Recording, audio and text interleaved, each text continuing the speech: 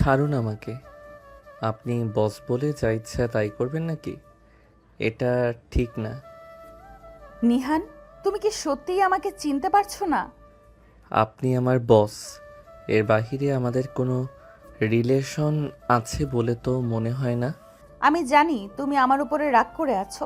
Please Nihan, তুমি একটু আমার কথাগুলো শোনো। ম্যাম, এটা অফিস, কোনো পার্সোনাল কথা বলার জায়গা না। আমার কিছু কাজ আছে, আমি যাচ্ছি।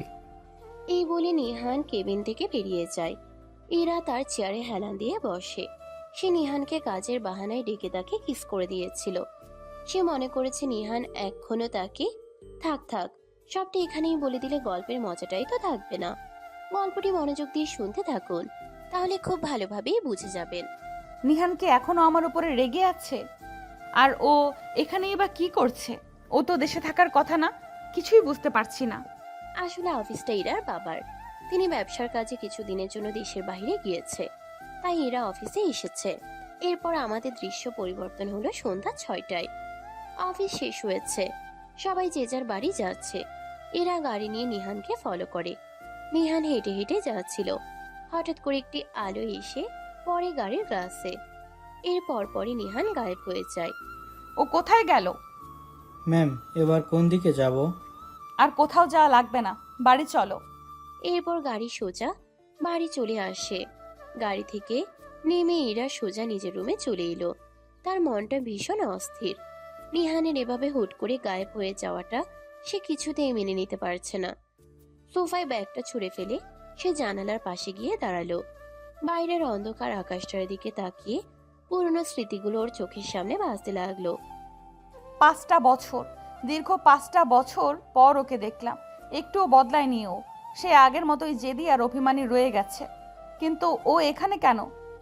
অন্যদিকে শহরের একটা ডুপ্লেক্স ফ্ল্যাটে নিহান সোফায় বসে আছে। ড্রয়িং রুমের লাইটটা নেভানো, শুধু জানালা দিয়ে আসা ব্যস্ত শহরের আলোয় ঘরটা আবছা অন্ধকার হয়ে আছে। নিহানের হাতে একটা পুরনো ডায়েরি, যার পাতায় ইরার একটা হাসি মুখের ছবি। ভেবেছিলে তুমি সামনে আসলে আমি সব ভুলে তোমার বুকে জড়িয়ে পড়ব? হুম, না ম্যাম, নিহান আর আগের মতো অবুঝ নেই। আপনি আমাকে যতটা ছোট ভেবেছিলেন আমি ঠিক ততটাই বদলে গেছি। এসেছিলাম দেশে কিছুদিনের জন্য আর কিছু কাজের জন্য, আর সেগুলোই তুমি দেখবে ইরা। নিহান তখন ফোন থেকে একজনকে কল করে। আসসালামু আলাইকুম sir, good evening. Yes, good evening. তোমার কাজ কত দূর? Almost 80% complete sir. আমি আজকের মধ্যেই সবটা শেষ করতে পারবো। ঠিক আছে, অল ডাটা কালেক্ট হলেই আমাকে সেন্ড করে দিবে। ঠিক আছে স্যার, আপনি কোনো টেনশন করবেন না। এরপর কল রেখে দিলে নিহান খাবার খেয়ে নেয়। তারপর ফোন হাতে নিয়ে একটা প্রোফাইলে ঢুকে কিছুক্ষণ সেই প্রোফাইলে কিছুক্ষণ ঘোরাঘুরি করে কিছু না পড়ে তারপর ফোন হাতে নিয়ে একটা প্রোফাইলে ঢুকে কিছুক্ষণ সেই প্রোফাইলে কিছুক্ষণ ঘোরাঘুরি করে কিছু না পেয়ে বেরিয়ে যায়। এরপর ঘুমিয়ে পড়ে। অন্যদিকে ইরার বাড়িতে ইরা তার বিছানায় শুয়ে ভাবছে। তোমার বুকে মাথা দিয়েই সবচেয়ে শান্তিতে ঘুমাতে পারতাম। শেষ কবে জড়িয়ে ধরেছিলে সেটাও হয়তো মনে নেই। আর এখন তো তুমি আমাকে চিনেও চিনতে পারছো না। ইরা তখন আর বেশি কিছু না ভেবে ঘুমিয়ে যায়। পরদিন সকাল 9টা। ইরার মনটা ছটফট করছে কখন অফিসে যাবে আর নিহানকে দেখবে। যথারীতি ইরা গাড়ি নিয়ে অফিসের উদ্দেশ্যে রওনা দিল। অফিসে পৌঁছে এসে সোজা তার কেবিনে না গিয়ে পুরো ফ্লোরে একবার চোখ বুলিয়ে নিল, কিন্তু নিহানের ডেস্কটা ফাঁকা। ও কি আজকে এখনো আসেনি, নাকি ও আসবেই না? ইরা কিছুটা চিন্তিত মুখে নিজের কেবিনে গিয়ে ঢুকলো। টেবিলের উপর রাখা ফাইলগুলো দেখছিল, কিন্তু মনটা পড়ে আছে বাইরে। ঠিক তখনই দরজায় নক করার শব্দ হলো। May I come in madam? হ্যাঁ, ভেতরে এসো। নিহান হাতে একটা ফাইল নিয়ে ভেতরে ঢুকলো। তার চোখে মুখে কেবলই পেশাদারিত্বের ছাপ। আগের দিনের সেই রাগ বা অভিমানের কোনো চিহ্নই নেই। সে ফাইলটা ইরার টেবিলের উপর রাখলো। ম্যাম, গত সপ্তাহের ক্লায়েন্ট মিটিংয়ের সব রিপোর্ট আর আগামী সপ্তাহের প্রজেক্ট প্ল্যানিং এই ফাইলে আছে। আপনি একটু চেক করে সাইন করে দিলে ভালো হতো। নিহান, কাজের কথা পরে হবে, আগে বলো কাল রাতে তুমি ওভাবে হঠাৎ কোথায় হাওয়া হয়ে গেলে? আমি গাড়ি নিয়ে তোমার পেছনেই ছিলাম। ম্যাম, আপনাকে তো আগেই বলেছি এটা অফিস। এখানে এমপ্লয়ীদের পার্সোনাল লাইফ নিয়ে আলোচনা না করাই ভালো। আর বস যখন কর্মচারীকে ফলো করে তখন সেটা দেখতেও কেমন যেন দেখায়, তাই না? এভাবেই এরা নিহানের কথার সাথে পেরে ওঠে না।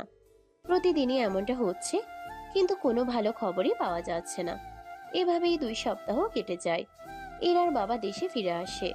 এরা তারপরেও বাবার সাথে অফিসে আসে। একদিন এরা অফিসে এসে দেখে নিহান নেই। সে মনে করে হয়তো লেট হচ্ছে, কিন্তু দুপুর হয়ে যায়, তার খবর নেই। এরা তখন তার বাবাকে জিজ্ঞেস করে। বাবা, নিহান কোথায়? আজকে যে এখনো আসলো না। নিহান কয়েকদিন আসবে না, ও 3 দিনের ছুটি নিয়েছে, কিছু পারিবারিক কাজ আছে বলল। এরা তখন আর কিছু বলে না। অন্যদিকে নিহান গতকাল রাতের ফ্লাইটে কানাডার উদ্দেশ্যে রওনা দিয়ে দিয়েছে। আজ সকাল 11টায় প্লেন কানাডার টরেন্টোর এয়ারপোর্টে ল্যান্ড করে। এয়ারপোর্টের ভিআইপি লঞ্চ থেকে বেরোতেই কিছু গার্ড এসে নিহানকে ঘিরে নেয়। নিহান একটি ব্ল্যাক ফেরারিতে উঠে বসে। তারপর সোজা একটি বড় ভবনের সামনে এসে গাড়ি থামে। নিহান সোজা ভিতরে চলে যায়। লিফট দিয়ে 6ষ্ঠ তলায় গিয়ে নিজের কেবিনে প্রবেশ করে। নিহানের অ্যাসিস্ট্যান্ট আবির তখন কেবিনে আসে। May I come in sir? Yes, come in. Sir, আপনাকে নিয়ে কিছু বলার নেই। জাস্ট একটা মিটিংয়ের জন্য আপনি বাংলাদেশ থেকে কানাডায় চলে আসলেন, আবার আগামীকাল চলে যাবেন, এরকম মিটিং তো আপনার জন্য কিছুই না। তুমি ভুল ভাবছো আবির। আমি শুধু মিটিংয়ের জন্য আসিনি। আমি কোনো কাজ করা শুরু করলে সেই কাজ শেষ না করা পর্যন্ত অন্য কোনো কাজে হাত দেই না। সেটা তুমি ভালো করেই জানো। আমি এসেছি 2টা কারণে। এক হচ্ছে অনেক দিন হয়েছে কারোর সাথে দেখা হয়নি, আর মূল কারণ হচ্ছে আজ রাত 11টায় আরিহার জন্মদিন। স্যার, আপনি চাইলে তো আপনার ফ্যামিলিকে বাংলাদেশে রাখতে পারেন। যে কয়দিন আপনি সেখানে আছেন, বাংলাদেশেও তো আপনার 2টা লাক্সারিয়াস বাড়ি রয়েছে। এখন না আবির, সময় হলে আমি নিজেই তাদের নিয়ে যাব।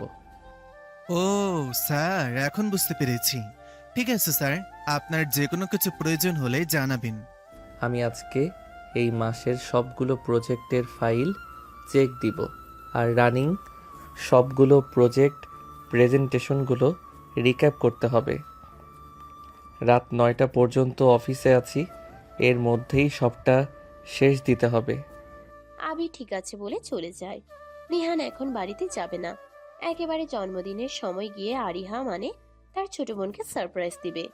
নিহান তখন অনলাইন থেকে একটি ডায়মন্ডের লকেট অর্ডার করে আরিহার জন্য। এরপর প্রজেক্ট আর ফাইল চেক করতে করতেই সময় কেটে যায়। এক ফাঁকে ডেলিভারি ম্যান এসে পার্সেলটা দিয়ে যায়। ঠিক আছে আবির, আমি যাচ্ছি তাহলে। খুব শীঘ্রই দেখা হবে। আর এইবার কাজ শেষ করা ছাড়া আমি ফিরব না। একেবারে সকল কাজ শেষ করে তবেই ফিরব। নিহান তখন আবিরের থেকে বিদায় নিয়ে অফিসের থেকে বেরিয়ে গাড়িতে উঠে বসে। বডিগার্ডদের গাড়ি পেছন পেছনে আসছে। সময় তখন রাত 10টা 30 মিনিট। আসলে অফিস থেকে বেরোতেই অনেকটা দেরি হয়ে গিয়েছে। গাড়ি একটু জোরে চালাও, 10টা 45 বেজে গেছে।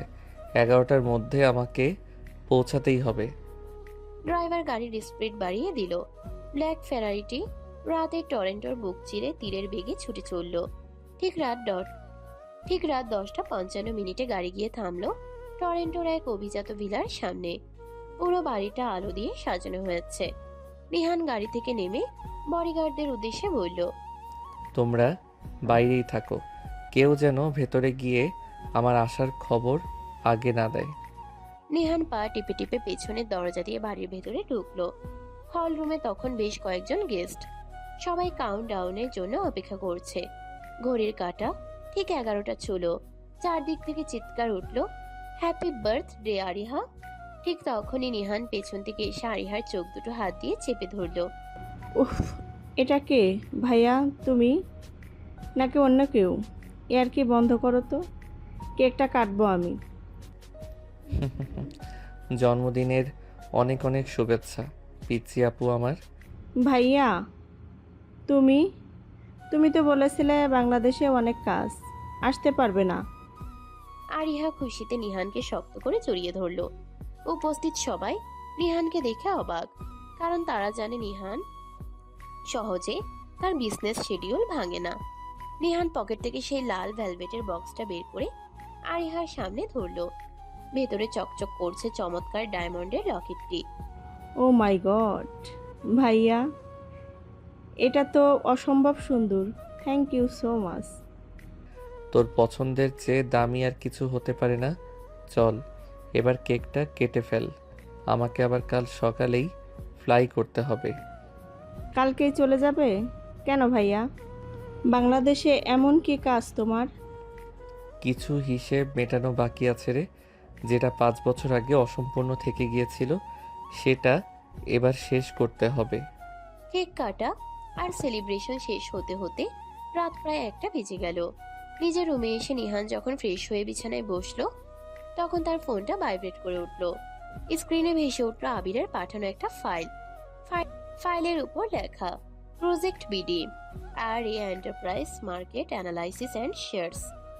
নিহান ফাইলটা ওপেন করে এক পলক দেখলো, তারপর একটা ডেভিল হাসি দিল।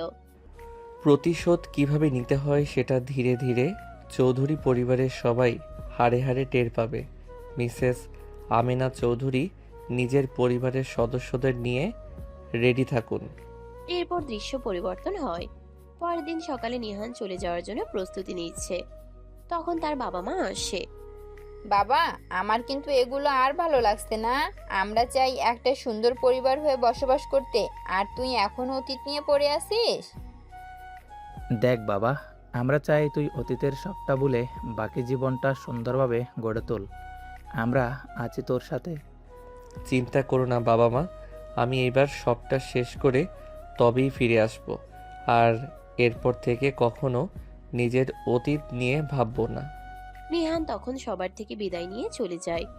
নিহান যখন সবার থেকে বিদায় নিয়ে এয়ারপোর্টের দিকে রওনা দিল, তখন তার চোখে ছিল এক অদ্ভুত দৃঢ়তা। দীর্ঘ ফ্লাইটের পর নিহানের বিমান যখন ঢাকায় ল্যান্ড করলো, তখন ঢাকার আকাশ মেঘলা। বিমান বন্দর থেকে বেরিয়ে এসে সোজা একটা কালো রঙের হ্যারিয়ার গাড়িতে উঠে বসলো। তবে এবার সে অফিসের দিকে গেল না, গাড়ি ছুটলো তার নিজস্ব ফ্ল্যাটের দিকে। নিহান গাড়ি থেকে নেমে সোজা তার ডুপ্লেক্স ফ্ল্যাটে ঢুকে পড়লো। হাত মুখ ধুয়ে ফ্রেশ হয়ে সোফায় বসতেই তার ফোনটা বেজে উঠলো। স্ক্রিনে আবিরের নাম ভেসে উঠছে। হ্যাঁ আবির, বলো কি আপডেট? আসসালামু আলাইকুম স্যার, আপনি ঠিকঠাক পৌঁছেছেন জেনে ভালো লাগলো। স্যার, আপনি যেমনটা চেয়েছিলেন ঠিক তেমনটাই হয়েছে। আমরা গোপনে আর এ এন্টারপ্রাইজের আরও 5% শেয়ার কিনে নিয়েছি। এখন আমাদের হোল্ডিংয়ে মোট 40% শেয়ার আছে। গ্রেট ওয়ার্ক আবির। কোম্পানি চেয়ারম্যানের কাছে কোম্পানির শেয়ার রয়েছে 50%, তাই আমরা যদি টোটাল 60% শেয়ার আয়ত্ত করতে পারি, তবেই শুরু হবে আসল খেলা। Sir, our work is continuing. Very soon we will finished, ইনশাআল্লাহ। Okay, carry on, good bye. Nihan কথা শেষ করে ফোন রেখে দেয়। সময় তখন সকাল 8টা। নিহান অফিসের জন্য তৈরি হয়ে নেয়। এরপর বেরিয়ে একটি রেস্টুরেন্ট থেকে ব্রেকফাস্ট করে অফিসে চলে যায়। নিহানকে হঠাৎ করে অফিসে দেখে সবাই কিছুটা অবাক হয়, কিন্তু তারা কিছু বলে না। ঠিক তখনই ইরার কেবিনের দরজা খুলে গেল। ইরা এক কাপ কফি হাতে নিয়ে বাইরে আসছিল, কিন্তু নিহানের ডেস্কে চোখ পড়তেই সে থমকে দাঁড়ালো। 2 সপ্তাহ, এই 14টা দিন ইরা কিভাবে কাটিয়েছে তা কেবল ওই নিজেই জানে। নিহানের ছুটি নেওয়ার পর থেকে ওর ফোন বন্ধ ছিল, কোনো খোঁজ পাওয়া যায়নি। ইরা ভেবেছিল নিহান হয়তো চাকরিটাই ছেড়ে দিল, কিন্তু এখন আচমকা ওকে সামনে দেখে ইরার বুকের ভেতরটা তোলপাড় করে উঠল। নিহান, আপনি আপনি কবে ফিরলেন? গুড মর্নিং ম্যাম, আজ সকালেই জয়েন করেছি। 3 দিনের লিভ নিয়েছিলাম, কিন্তু পার্সোনাল কিছু ইমার্জেন্সির কারণে আরও কয়েকটা দিন বেশি লেগে গেছে। আশা করি আমার অনুপস্থিতিতে অফিসের কাজে কোনো ক্ষতি হয়নি। কাজের ক্ষতি? তোমার কি মনে হয় আমি শুধু কাজের ক্ষতির কথা ভাবছি? এই 2 সপ্তাহ ধরে তোমার ফোন কেন বন্ধ ছিল নিহান? কোথায় ছিলে তুমি? ম্যাম, আমি আগেই বলেছি পারিবারিক কাজ। আর ছুটির দিনগুলোতে অফিসের নম্বর বা পার্সোনাল ফোন অন রাখাটা আমার নিয়মে নেই। আই হোপ কোম্পানির পলিসিতে এমন কোনো নিয়ম নেই যে ছুটির দিনেও বসের কাছে 24 ঘন্টা জবাবদিহি করতে হবে। ইরা নিহানের এই চরম উদাসীন আর রুক্ষ আচরণে ভেতরে ভেতরে ভেঙে পড়ল। যে ছেলেটা একদিন ইরার একটুখানি মন খারাপ দেখলে পুরো পৃথিবী মাথায় তুলতো, সে আজ কতটা দূরত্ব বজায় রেখে কথা বলছে। তুমি খুব বদলে গেছো নিহান, এতটা নিষ্ঠুর তুমি আগে ছিলে না। সময় মানুষকে বদলে দেয় ম্যাম। তাছাড়া ছোট থেকে বড় হওয়ার প্রসেসটা তো এমনই, তাই না? আপনি তো আমাকে বলেছিলেন আমি নাকি বড্ড ছোট, অবুঝ। এখন একটু ম্যাচিউরড হওয়ার চেষ্টা করছি আর কি। ইরা কিছু না বলেই চোখে জল নিয়ে সেখান থেকে চলে যায়। নিহান সেদিকে খেয়াল না করে তার কাজে মনোযোগ দেয়। এভাবেই লাঞ্চ টাইম চলে আসে। তখনই নিহানের ফোনে একটা অচেনা নম্বর থেকে কল আসে। নিহান কিছুটা দ্বিধা নিয়ে কলটা ধরে। হ্যালো, কে বলছেন? আপনি কি নেহান বলছেন? হ্যাঁ, কিন্তু আপনি কে বলছেন? আপাতত না হয় পরিচয়টা না দিই, আমি আপনার সাথে কিছু কথা বলতে চাই। আমরা কি আজ সন্ধ্যায় দেখা করতে পারি? আরে আজব তো, আপনি আপনার পরিচয় দিচ্ছেন না। আমি তো আর অচেনা কারোর সাথে দেখা করব না। আমি হয়তো অচেনা, কিন্তু ইরা হয়তো আপনার কাছে অনেক ভালোভাবে চেনা। তার ব্যাপারে কিছু কথা বলবো। আশা করি আর কিছু বলতে হবে না। সন্ধ্যা 7টায় সিটি ক্যাফেতে দেখা হচ্ছে। এরপর কল কেটে যায়। নিহান কিছুই বুঝতে পারে না কে এই লোক আর সে ইরার ব্যাপারে কি এমন বলবে। এরপর বাকি দিনটা চিন্তা ভাবনায় কেটে যায়। এরপর অফিস শেষে নিহান সোজা সিটি ক্যাফেতে চলে যায়। কিছুক্ষণ একটা ছেলে এসে সেই টেবিলে বসে। হাই মিস্টার নিহান, আমি রিয়াদ। ভাই, আর টেনশন দিবেন না তো, সরাসরি কথায় চলে যান। কি বলবেন? আমার ডাকনাম হচ্ছে স্যামন। কিছুক্ষণ পর একটা ছেলে এসে সেই টেবিলে বসে। নামটা শুনে নিহান একটু ভাবে, এই নামটা সে কোথায় জানি শুনেছে, কিন্তু মনে আসছে না। আচ্ছা, এত চিন্তা করার দরকার নেই। আপনি যখন চট্টগ্রাম বিশ্ববিদ্যালয়ে ভর্তেন এনার সাথে, তখন এরা হঠাৎ করে একটা ছেলের সাথে একটু বেশি মেলামেশা শুরু করে, সেটাই আমি। আপনাদের তখন অলরেডি রিলেশন চলছিল। আপনি তেমন কিছু বলেনি, সম্পর্কটাকে নর্মালি নিয়েছেন। আর যে অ্যাক্সিডেন্টটা হয়েছিল সেটার ব্যাপারে কিছু বলতে চাই। সেটা অ্যাক্সিডেন্ট? আমাকে কি বোকা পেয়েছেন? একটু শুনুন। সেদিন আমরা আমাদের প্রজেক্টের একটা গ্রাফ রেডি করার জন্য এরার বাড়িতে গিয়েছিলাম। তখন একটা বুক শেলফের থেকে বই নামাচ্ছিল এরা, আমি চেয়ার ধরেছিলাম। তখন হঠাৎ করে তাল সামলাতে না পেরে এরা আমার ওপর পড়ে আর দুজনে বেরিয়ে পড়ে যায়। তখনই আপনি চলে আসেন। আমি আপনার কথা বিশ্বাস করব কিভাবে? রিয়াদ তখন একটি ভিডিও ফুটেজ অন করে। ক্যামেরাটা দিয়ে তারা অ্যাকোরিয়ামে মাছের মুভমেন্ট রেকর্ড করছিল। সেই ক্যামেরায় ইরা আর সাইমনের ওই অবস্থাও রেকর্ড হয়ে যায়। ভিডিওটা দেখে নিহান অবাক হয়ে যায়। এই ভিডিও কি ইরার কাছে নেই? ও আমাকে দেখায়নি কেন? আমি জানতাম আপনি এই কথা বলবেন, তাই আমি প্রুফ সহ এসেছি। সত্যি বলতে না, এই ভিডিও ওর কাছে নেই। আমিও জানতাম না এই ভিডিও যে রেকর্ড হয়ে গিয়েছে। সেদিন স্টোরেজ ক্লিয়ার করতে গিয়ে এটি চোখে পড়ে। আর আরেকটি কথা হচ্ছে, আমি আর এরা জাস্ট ফ্রেন্ডও নই, আমরা জাস্ট ক্লাসমেট ছিলাম। এরা কখনোই কোনো ছেলের সাথে বন্ধুত্ব বা কথা বলতো না। কথাগুলো শুনে রিহান যেন আকাশ থেকে পড়ে। মুহূর্তেই মাথাটা গোলাতে লাগলো। মিস্টার নিহান, আশা করি সবটা বুঝতে পেরেছেন। এরা এখনও আপনাকে ঠিক আগের মতোই ভালোবাসে। আপনি যেদিন স্কলারশিপ পেয়ে বাইরে পড়তে চলে যান, তখন থেকে এরা অনেকটা চুপচাপ হয়ে গিয়েছে।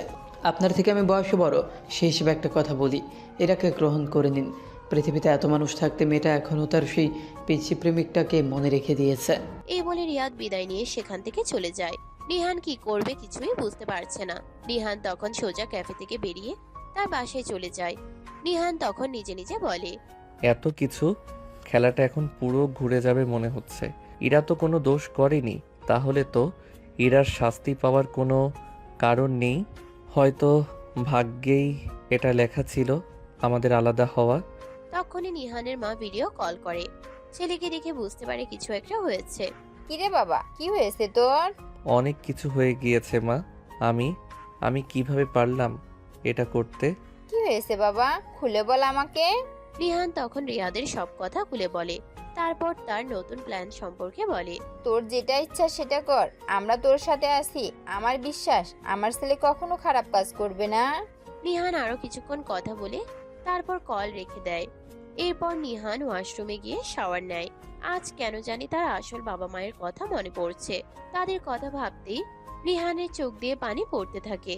এখানে আসল বাবা মা বলতে কাদের বোঝানো হয়েছে সেটা গল্পের সাথে থাকলেই বুঝতে পারবেন। নিহান একটি দীর্ঘশ্বাস ফেলে ওয়াশরুম থেকে বের হয়। সেদিন রাতে ঘুমোতে পারে না নিহান। একের পর এক চিন্তা ভাবনা করে সে। এরপর দৃশ্য পরিবর্তন হয় পরের দিন অফিসে। নিহান একটা গভীর দীর্ঘশ্বাস ফেলে চেয়ারে হেলান দিয়ে বসলো। ঠিক তখনই ইরার কেবিনের দরজা খুলে গেল। ইরা ফাইল হাতে নিয়ে বাইরে বেরিয়ে এলো। নিহানের টেবিলের সামনে এসে দাঁড়ালো সে। তবে এবার আর আগের মতো অধিকার নিয়ে নয়, বরং বেশ দূরত্ব বজায় রেখে অত্যন্ত পেশাদার গলায় কথা বলল। নিহান, এই ক্লায়েন্ট প্রজেক্টের বাজেট শিটটা একটু রিচেক করা দরকার। এখানে কিছু গরমিল মনে হচ্ছে। তুমি একটু দেখে আমাকে আজ লাঞ্চের আগে কেবিনে এসে বুঝিয়ে দিয়ে যেও।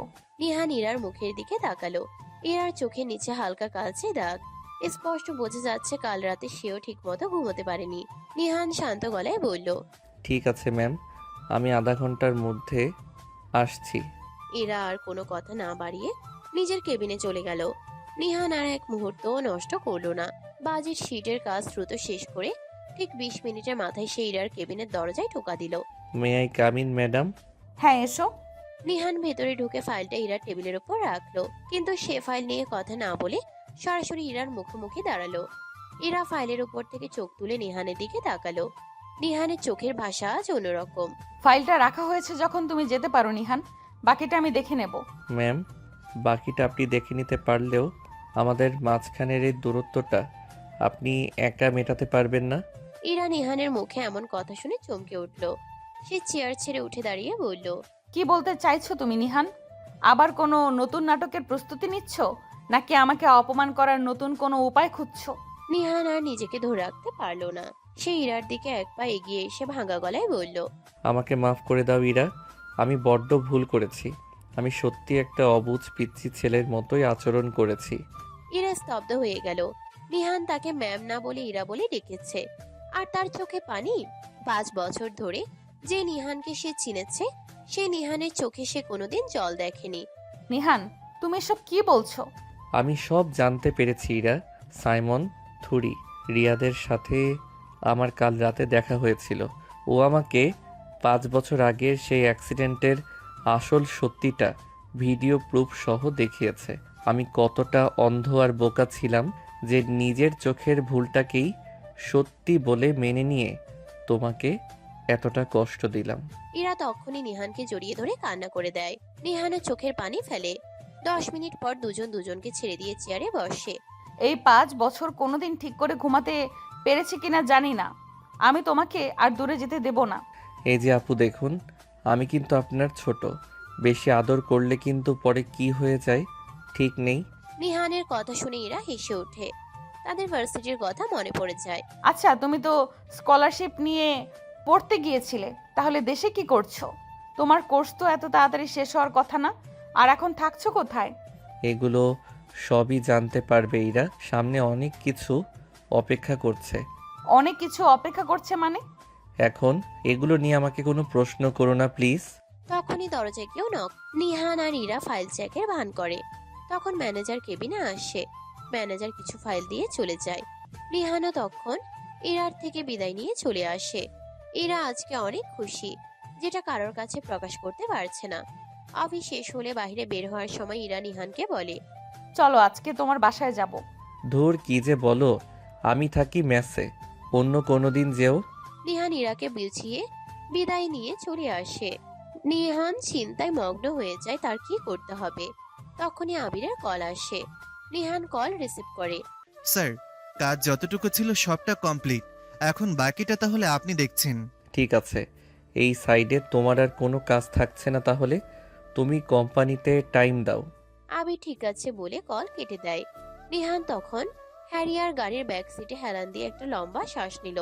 তার চোখে এখন আর সেই ডেভিল হাসি কিংবা প্রতিশোধের আগুন নেই, বরং সেখানে জমাট বেঁধেছে এক গভীর অপরাধ বোধ আর এক নতুন ও জটিল সমীকরণ। সে মনে মনে বলল, ইরা নির্দোষ হতে পারে, কিন্তু চৌধুরী পরিবারের ওপর আমার যে পাওনা তা তো মিথ্যা হয়ে যায়নি। খেলাটা এখন আর শুধু প্রতিশোধের নেই, এটা এখন অধিকার আদায়ের। গাড়ি এসে থামলো তার সেই ডুপ্লেক্স ফ্ল্যাটের সামনে। নিহান ঘরে ঢুকেই ড্রয়িং রুমের অন্ধকার সোফাটাই বসলো। হাতে নিল সেই আবিরের পাঠানো ফাইলটা। স্ক্রিনে জলজল করছে আরিয়া এন্টারপ্রাইজ। আগামীকাল থেকে নতুনভাবে শুরু। সকাল 8:30। ইরার রান্নাঘরে আজ অন্যরকম এক ব্যস্ততা। ছুটির দিনেও যে মেয়েটা বেলা করে ঘুম থেকে ওঠে, সে আজ ভোর 5টায় উঠে রান্না চাপিয়েছে। মুখে তার লেগে আছে এক চিলতে মিষ্টি হাসি। নিহানের পছন্দের খাসির মাংসের ভুনা আর গরম গরম পরোটা টিফিন বক্সে গুছিয়ে নিতে নিতে ইরা আপন মনেই হেসে উঠল। 5 বছর পর আজ সে নিজের হাতে তার সেই পিচ্ছির জন্য রান্না করেছে। দৃশ্য পরিবর্তন। সকাল 10টা। আরিয়া এন্টারপ্রাইজের অফিস ফ্লোর। নিহান নিজের ডেস্কে বসে ল্যাপটপে কিছু একটা দেখছিল। তার চোখ স্ক্রিনে থাকলেও মনটা অন্য কোথাও। আবিরের পাঠানো ফাইলটার কথা সে কিছুতেই বলতে পারছে না।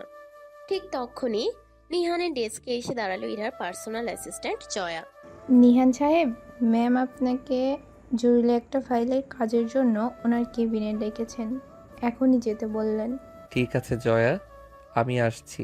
নিহান একটা ডায়েরি হাতে নিয়ে ইরার কেবিনের দিকে এগিয়ে গেল। দরজায় নক করে ভেতরে ঢুকতেই সে দেখলো ইরা কেবিনের দরজাটা ভেতর থেকে লক করে দিল। নিহান কিছুটা অবাক হয়ে তাকালো। ম্যাম, থুরি ইরা, দরজা লক করলে কেন? কেউ দেখলে তো প্রবলেম হবে। কেউ দেখবে না, আর দেখলেই বা কি? বসের রুমে এমপ্লয়ের জরুরি মিটিং চলছে, ব্যাস। ইরা নিহানের হাত ধরে তাকে টেনে সোফায় বসালো। তারপর টেবিলের উপর থেকে একটা বড় টিফিন বক্স নিহানের সামনে রাখলো। বক্সটা খুলতেই চমৎকার রান্নার সুবাসে পুরো কেবিন ভরে গেল। এগুলো কি? তোমার পছন্দের খাসির মাংস আর পরোটা। আজ ভোরে নিজের হাতে রান্না করেছি, 5 বছর পর। নাও, একদম কথা না বাড়িয়ে চুপচাপ খেয়ে নাও।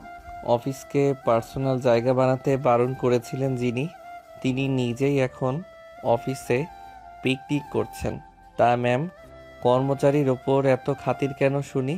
একদম বেশি কথা বলবে না পিচ্চি ছেলে। সিনিয়র বউয়ের হুকুম, চুপচাপ খাও। নিহান আর না করতে পারলো না। এরা এখানে বউ কেন বললো, গল্পের সাথেই থাকুন, সবটা জানতে পারবেন। নিহান তৃপ্তি সহকারে খেতে লাগলো।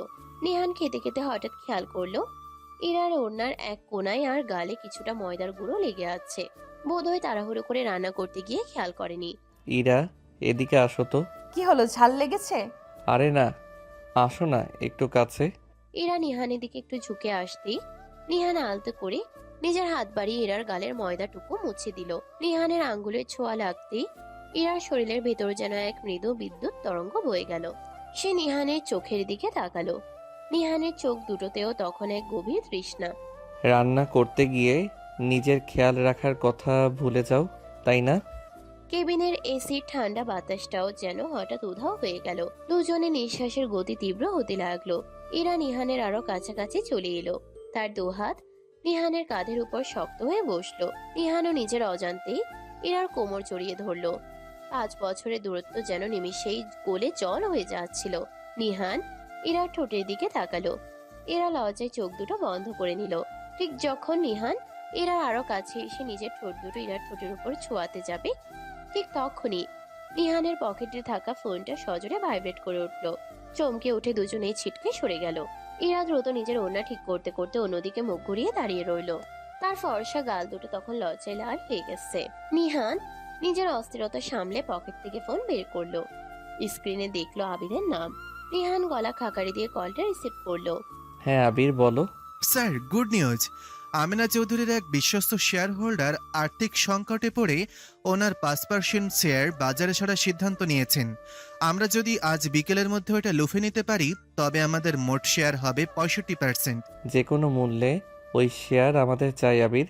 টাকার চিন্তা করবে না, আমি আধা ঘন্টার মধ্যে আসছি। কলটা কেটে নিহান একটা দীর্ঘশ্বাস ফেলল। তার চোখে সেই রোমান্টিক ভাবটা মুহূর্তে কেটে গিয়ে সেখানে আবার সেই পুরনো গম্ভীর্যতা ফিরে এলো। সে সোফা থেকে উঠে দাঁড়িয়ে ইরার দিকে তাকালো। ইরা, আমার একটু জরুরি কাজ আছে, বাকি খাবারটা আমি পরে খেয়ে নেব।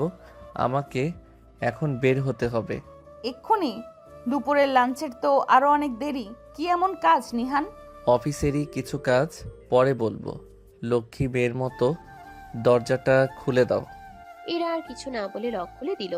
নিহান কেবিন থেকে বেরিয়ে যাওয়ার সময় মনে মনে ভাবলো, ইরা, তোমাকে আমি খুব ভালোবাসি, কিন্তু আমিনা চৌধুরী আর এই চৌধুরী পরিবারের ওপর আমার যে পাওনা তা আমি আদায় করেই ছাড়ব। খুব শীঘ্রই আসল সত্যিটা তোমার সামনে আসবে। নিহান দ্রুত পা ফেলে অফিসের বাইরে পার্কিং লটের দিকে এগিয়ে গেল, কারণ চৌধুরী সাম্রাজ্যের পতনের প্রথম ধাপটা হয়তো আজই শুরু হতে যাচ্ছে। নিহান গাড়ি করে তার বাসায় চলে আসে। আবির অলরেডি সকল ফাইল ও ডকুমেন্ট কুরিয়ার করে পাঠিয়ে দিয়েছে। নিহান সকল কাজগুলো চেক করে। নিহান দেখতে পায় কোম্পানির জন্য প্রায় 6 কোটি টাকার লোন নেওয়া হয়েছে একটি ব্যাংক থেকে, আর সেটার জন্য জামানত রাখা হয়েছে চৌধুরী পরিবারের সকল সম্পত্তি।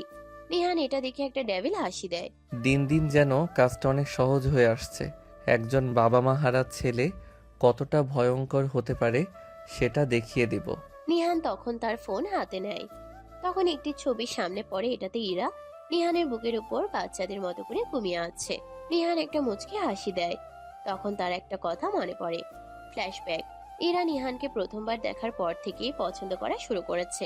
নিহানের সেদিকে খেয়াল নেই। ভার্সিটিতে কোনো বন্ধু বানায়নি, সবসময় একা চলাফেরা করে। ইরা নিজের থেকেই নিহানের সাথে বন্ধুত্ব করে। আবিরের ফিজিক্স ক্লাবের হেড ছিল ইরা। সেই হিসেবে ইরার কাছে সুযোগ ছিল নিহানের কাছাকাছি থাকার। এভাবেই 1 মাসের মধ্যেই তাদের একটা ভালো সম্পর্ক হয়ে যায়। ভ্যালেন্টাইন ডেতে ইরা নিহানকে প্রপোজ করে, কিন্তু নিহান তাকে রিজেক্ট করে দেয়। সেটা মনে করেই হাসে নিহান। তোমাকেই বানিয়েছিলাম নিজের অর্ধাঙ্গিনী। অনেক স্বপ্ন দেখেছিলাম, ভেবেছিলাম সবটাই হয়তো স্বপ্ন হয়ে থেকে যাবে, কিন্তু না, আল্লাহ অন্য সেই স্বপ্নের সত্যিটাই চেয়েছে। পুরোনো দিনের কথা ভেবে নিহানের ঠোঁটের কোণে ভালোবাসার আলো ফুটে উঠলেও পরক্ষণেই টেবিলের উপর থাকা 6 কোটি টাকার ব্যাংক লোনের কাগজপত্রগুলো দেখে তার চোখ দুটো আবার বরফের মতো শীতল হয়ে এলো। তার আসল বাবা মাকে হারানোর পেছনের সেই অন্ধকার ইতিহাস আর আমেনা চৌধুরীর ষড়যন্ত্রের কথা মনে পড়তেই বুকের ভেতরটা খুবই রিরি করে উঠল। আমেনা চৌধুরী ভেবেছিলেন কিছুই হবে না, কিন্তু কি হতে পারে সেটা দেখার সময় খুব শীঘ্রই আসছে। আপনার নাতনি ইরাকে আমি জীবনের চেয়েও বেশি ভালোবাসি, কিন্তু আপনার অপকর্মের মাসুল তো আপনাকেই দিতে হবে। নিহান দেরি না করে তখনই ফোনের স্ক্রিন অন করলো। আবিরকে কল দিয়ে গম্ভীর গলায় নির্দেশ দিল। আবির, যে ব্যাংক থেকে RA এন্টারপ্রাইজ লোন নিয়েছে, ওই ব্যাংকের ম্যানেজিং ডিরেক্টরের সাথে আমার একটা প্রাইভেট মিটিং সেট করো। আর হ্যাঁ, ওদের যে 6 কোটি টাকার লোন ডিফল্ট হতে চলেছে সেটার সম্পূর্ণ লাইবিলিটি বা টেক ওভার করার সব ডকুমেন্ট রেডি রাখো। আমি নিজে গিয়ে পুরো লোন ডিল পে অফ করব। ওকে স্যার, কিন্তু লোন টেক ওভার করলে তো চৌধুরী পরিবারের সব ভিটে মাটি আর এ এন্টারপ্রাইজের পুরো কন্ট্রোল লিগালি আপনার নামে চলে আসবে। সেটাই তো চাই আবির। কল কেটে দিয়ে নিহান গাড়ি নিয়ে সোজা ব্যাংকের হেড অফিসের উদ্দেশ্যে রওনা হলো। অন্যদিকে অফিসে বসে ইরা বারবার ঘড়ির দিকে তাকাচ্ছে। দুপুর 2টা বেজে পার হয়ে গেছে, কিন্তু নিহানের কোনো দেখা নেই। নিহান অর্ধেক খাবার ফেলে রেখে ওভাবে হন্তদন্ত হয়ে চলে যাওয়ার পর থেকে ইরার বুকটা কেমন যেন ছ্যাদ করে উঠছে। এক অজানা আশঙ্কা তাকে তাড়া করে বেড়াচ্ছে। সে নিহানের ফোনে কয়েকবার ডায়াল করলো, কিন্তু রিং হয়ে কেটে গেল, কেউ ধরলো না। কোথায় গেলে তুমি নিহান? কোনো বড় ঝামেলায় পড়লে না তো, নাকি আমার কাছ থেকে আবার কিছু লুকাচ্ছ? তখনই নিহান আসে অফিসে। ইরা নিহানের ডেস্কে আসে। কোথায় গিয়েছিলে নিহান? কি কাজ ছিল? পরে কোনোদিন বলবো ইরা। আমার এগুলো একদম ভালো লাগছে না। এতদিন পর তোমাকে কাছে পেয়েছি, তোমাকে আর দূরে রাখতে চাই না। চলো ফ্যামিলির কাছে সবটা বলে দেই। আমি তোমার সাথেই থাকতে চাই নিহান। বুঝতে পেরেছি ইরা, কিন্তু এটা কি ঠিক হবে যদি কেউ মেনে না নেয়? না মানলে আমরা দুজন অনেক দূরে কোথাও চলে যাব, যেখানে কেউ আমাদের খুঁজে পাবে না। কেন? কষ্ট হবে না পরিবারের জন্য? নিহান, আমার পরিবারের উপরে আমার বিশ্বাস আছে। তারা আমার ভালোবাসাকে মেনে নিবে। আর যদি না মানে, তাহলে তারা পরিবারই হলো কিভাবে? ঠিক আছে বাবা, আমাকে 2 দিন সময় দাও। 2 দিন পরেই তোমার বাসায় যাব তোমার সাথে। নিহানের কথা শুনে ইরা মিষ্টি করে হাসলো। সে জানতো নিহান আর আগের মতো পালায় পালায় করবে না। 2 দিন দেখতে দেখতে কেটে গেল। তবে নিহানের মনে একটাই চিন্তা, কিভাবে সে চৌধুরী পরিবারে নিজের আসল পরিচয় প্রকাশ না করে ভেতরে ঢুকবে এবং পরিস্থিতি পর্যবেক্ষণ করবে। দৃশ্য পরিবর্তন। চৌধুরী ভিলা। সন্ধ্যা 7:30। সুবিশাল ড্রয়িং রুমে বসে আছেন আমেনা চৌধুরী, ইরার দাদি। ইনি হচ্ছেন চৌধুরী পরিবারের মূল চালিকা শক্তি। পাশে বসে আছেন ইরার বাবা চৌধুরী আরমান রেজা। এরা একটু পরপর দরজার দিকে তাকাচ্ছে। আর দরজায় চোখ রাখছে। ইরা, তুই এত ঘন ঘন দরজার দিকে তাকাচ্ছিস কেন? আর হঠাৎ আমাদের সবাইকে বসার ঘরে ডেকে এনেছিস কেন? কোনো বিশেষ কারণ আছে নাকি? দাদি, আজ আমি তোমাদের এমন একজনের সাথে পরিচয় করিয়ে দেব যাকে আমি খুব ভালোবাসি, আর সেও আমাকে খুব ভালোবাসে। কি বলছিস ইরা? তুই কাউকে পছন্দ করিস? কে সে? কি করে? বাবা, ও আমাদের অফিসেই জয়েন করেছে কিছুদিন হলো। ও খুব সৎ আর কাজের প্রতি নিবেদিত একজন ছেলে, নাম নিহান। কে? আমাদের অফিসের কর্মচারী? ইরা, তোর মাথা ঠিক আছে তো? চৌধুরী পরিবারের একমাত্র নাতনি হয়ে তুই শেষ পর্যন্ত একজন সাধারণ চাকরিজীবীকে পছন্দ করলি? ঠিক তখনই দরজায় টোকা পড়ে। ভেতরে প্রবেশ করে নিহান। নিহানের হাঁটার ভঙ্গি, তার চোখের গভীরতা আর চেহারার গড়নে এক অদ্ভুত আভিজাত্য। নিহান ড্রয়িং রুমে পা রাখতে আমেনা চৌধুরী চশমাটা ঠিক করে নিহানের দিকে তীক্ষ্ণ চোখে তাকালেন।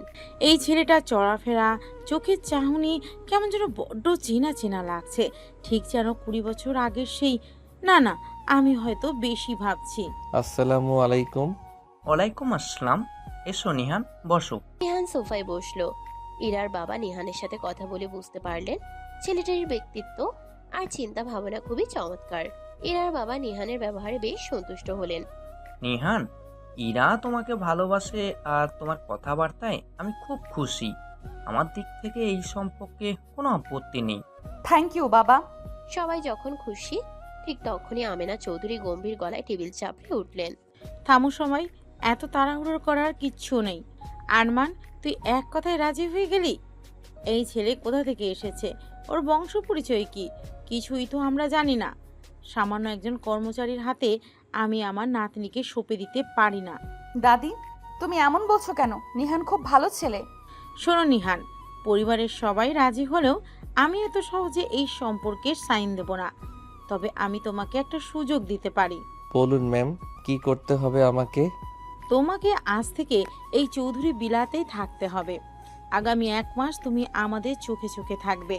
তোমার স্বভাব, চরিত্র আর যোগ্যতা আমি নিজেই যাচাই করব।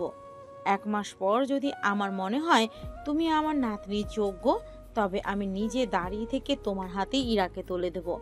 আর যদি ব্যর্থ হও, তবে চিরতরে ইরার জীবন থেকে সরে যেতে হবে। রাজি? দাদি, এটা কি ধরনের পরীক্ষা? নিহান কেন আমাদের বাড়িতে থাকবে? আমি রাজি ম্যাম। আপনার সব শর্ত আমি মেনে নিলাম। আজ থেকে আমি এই বাড়িতে থাকব। নিহানের এই তাৎক্ষণিক সম্মতিতে আমেনা চৌধুরী কিছুটা অবাক হলেন।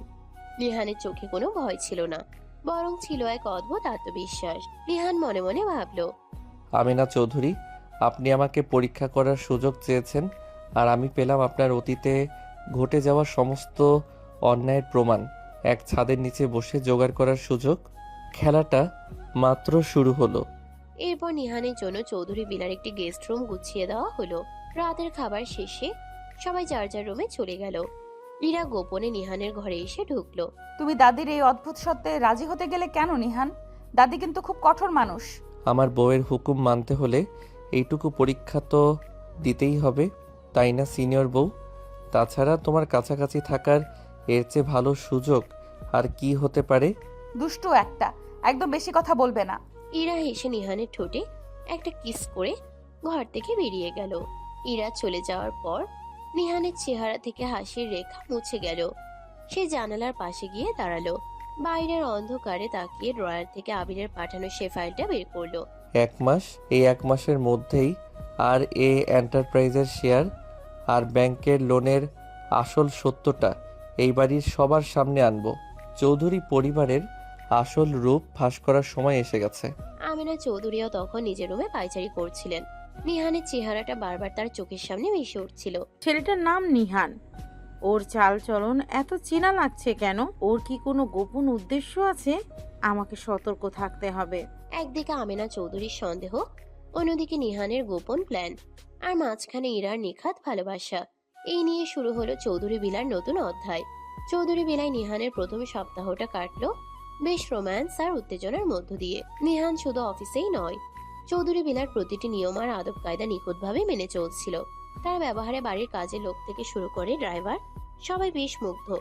কিন্তু যার চোখে রাত দিনের ঘুম হারাম হয়ে গিয়েছিল সে হলো আমেনা চৌধুরী। নিহানের প্রতিটি পদক্ষেপ, তার হাঁটা চলা আর বুদ্ধিমত্তা আমেনা চৌধুরীর মনে ক্রমাগত সন্দেহ আর ভয়ের বীজ বুনে যাচ্ছিল। তিনি কিছুতেই নিহানের মধ্যে কোনো খুঁত বা ভুল খুঁজে পাচ্ছিলেন না, যা দিয়ে তাকে এই বাড়ি থেকে বের করে দেওয়া যায়। সকাল 8:30। চৌধুরী ভিলার খাবার ঘর। খাওয়া দাওয়ার টেবিলের পরিবারের সবাই উপস্থিত। নিহান খুব শান্তভাবে নাস্তা করছিল। এরা পাশে বসে তাকে লুকিয়ে লুকিয়ে দেখছিল আর মুচকে হাসছিল।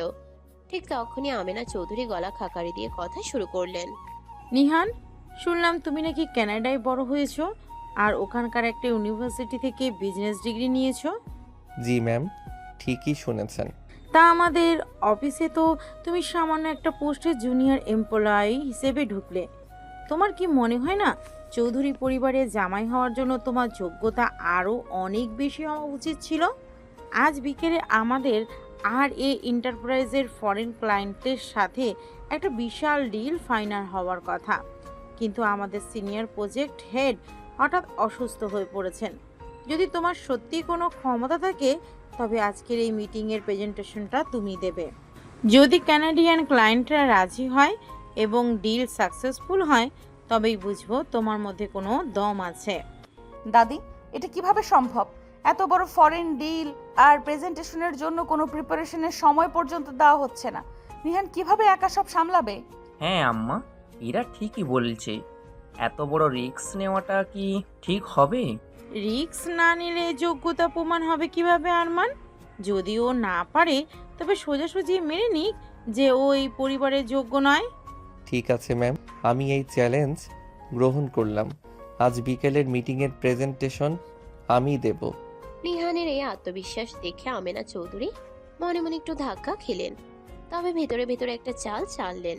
তিনি জানতেন ওই কানাডিয়ান ক্লায়েন্টরা চুক্তি করার ব্যাপারে অত্যন্ত কঠোর এবং তাদের ফাইলপত্র বেশ জটিল। আমেনা চৌধুরী আগেই চুপি চুপি ওই প্রেজেন্টেশনের মূল ডেটা ফাইলের কিছু গুরুত্বপূর্ণ পেজ সরিয়ে ফেললেন, যেন নিহান মিটিংয়ের সময় আটকে যায় এবং ক্লায়েন্টদের সামনে অপমানিত হয়ে চাকরি ও চ্যালেঞ্জ দুটোই হারায়। দুপুর 3টা। আরিয়া এন্টারপ্রাইজের কনফারেন্স রুম। কানাডিয়ান ক্লায়েন্ট ডেলিগেটসরা টেবিলে বসে আছেন। পাশে আমেনা চৌধুরী, ইরার বাবা আর ইরা চিন্তিত মুখে দাঁড়িয়ে আছেন। নিহান স্টেজে গিয়ে প্রজেক্টর অন করলো। পেন ড্রাইভ থেকে ফাইল ওপেন করতেই সে খেয়াল করলো মেইন ফাইন্যান্সিয়াল ডেটার পেজগুলো ডিলিট হয়ে গেছে।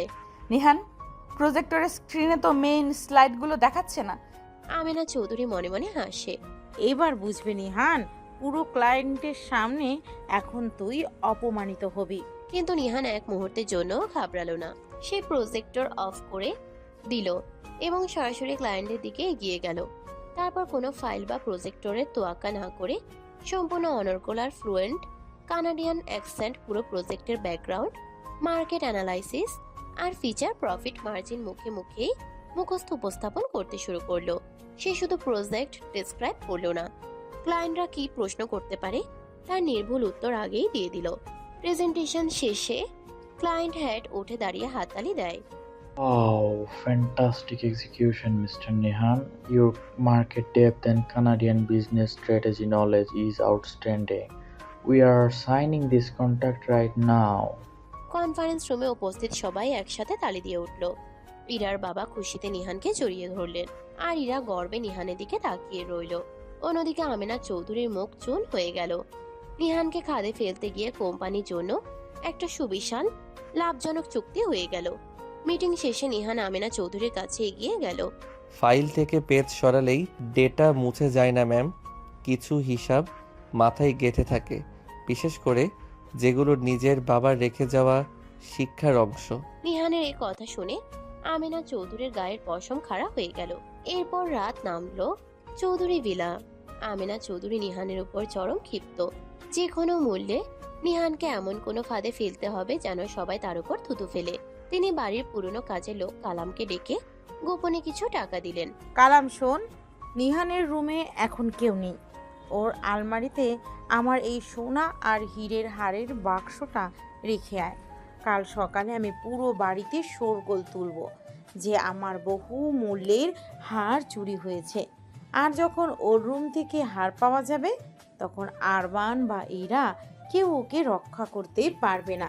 ঠিক আছে বড় আম্মা, কাজ হয়ে যাবে। কালাম হারের বাক্স নিয়ে চুপি চুপি নিহানের রুমে ঢুকলো, কিন্তু কালাম জানতো না নিহান আগে থেকে আমেনা চৌধুরীর চলাফেরায় সন্দেহ করে নিজের ল্যাপটপের ওয়েবক্যাম অন করে ওয়েটিং মোড রেখে গিয়েছিল। কালাম যখন আলমারি খুলে ড্রয়ারে হাতটা রাখছিল, সবটা ল্যাপটপে রেকর্ড হয়ে গেল।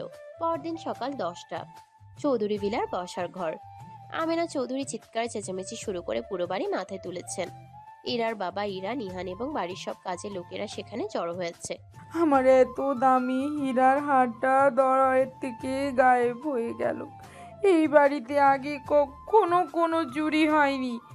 এই নতুন ছেলেটা আসার পর থেকে এসব অলক্ষণে কাণ্ড ঘটছে। আরমান, পুলিশে খবর দে, এই নিহানের ঘর তল্লাশি করা হোক। কি হয়েছে দাদি? তুমি নিহানের উপরে বিনা কারণে চুরির অপবাদ দিতে পারো না। ও কখনো চুরি করতে পারে না। প্রমাণ ছাড়া তো বলছি না, নিহানের রুমেই দেখা হোক আগে। ঠিক আছে ম্যাম, আমার রুমে সমস্যা থাকলে অবশ্যই চেক করা হোক, তবে পুলিশ ডাকার দরকার নেই। চলুন সবাই আমার রুমেই যাই। সবাই নিহানের রুমে গেল। আমেনা চৌধুরী নিজেই গিয়ে একদম সরাসরি আলমারি ড্রয়ার খুলে ফেললেন এবং বেশ ড্রামাটিক ভাবে হারের বাক্সটা বের করে আনলেন। এই যে হাতে নাতে ধরা পড়েছে চোর। এবার বল আরমান, তুই নিজের চোখে দেখলি তো তোর হবু জামাইয়ের আসল রূপ? ও একটা চোর, এখনই ওকে পুলিশে দে। নেহান, তুমি এটা করলেই? নিহান, তুমি কিছু বলছো না কেন? চোর আমি নই ম্যাম, আর এই হারটা কিভাবে আমার ড্রয়ারে এলো তা দেখার জন্য আপনারা দয়া করে ল্যাপটপের স্ক্রিনের দিকে একটু খেয়াল করুন। নিহান টেবিলে ল্যাপটপটা ঘুরিয়ে দিল এবং ভিডিও প্লে করলো।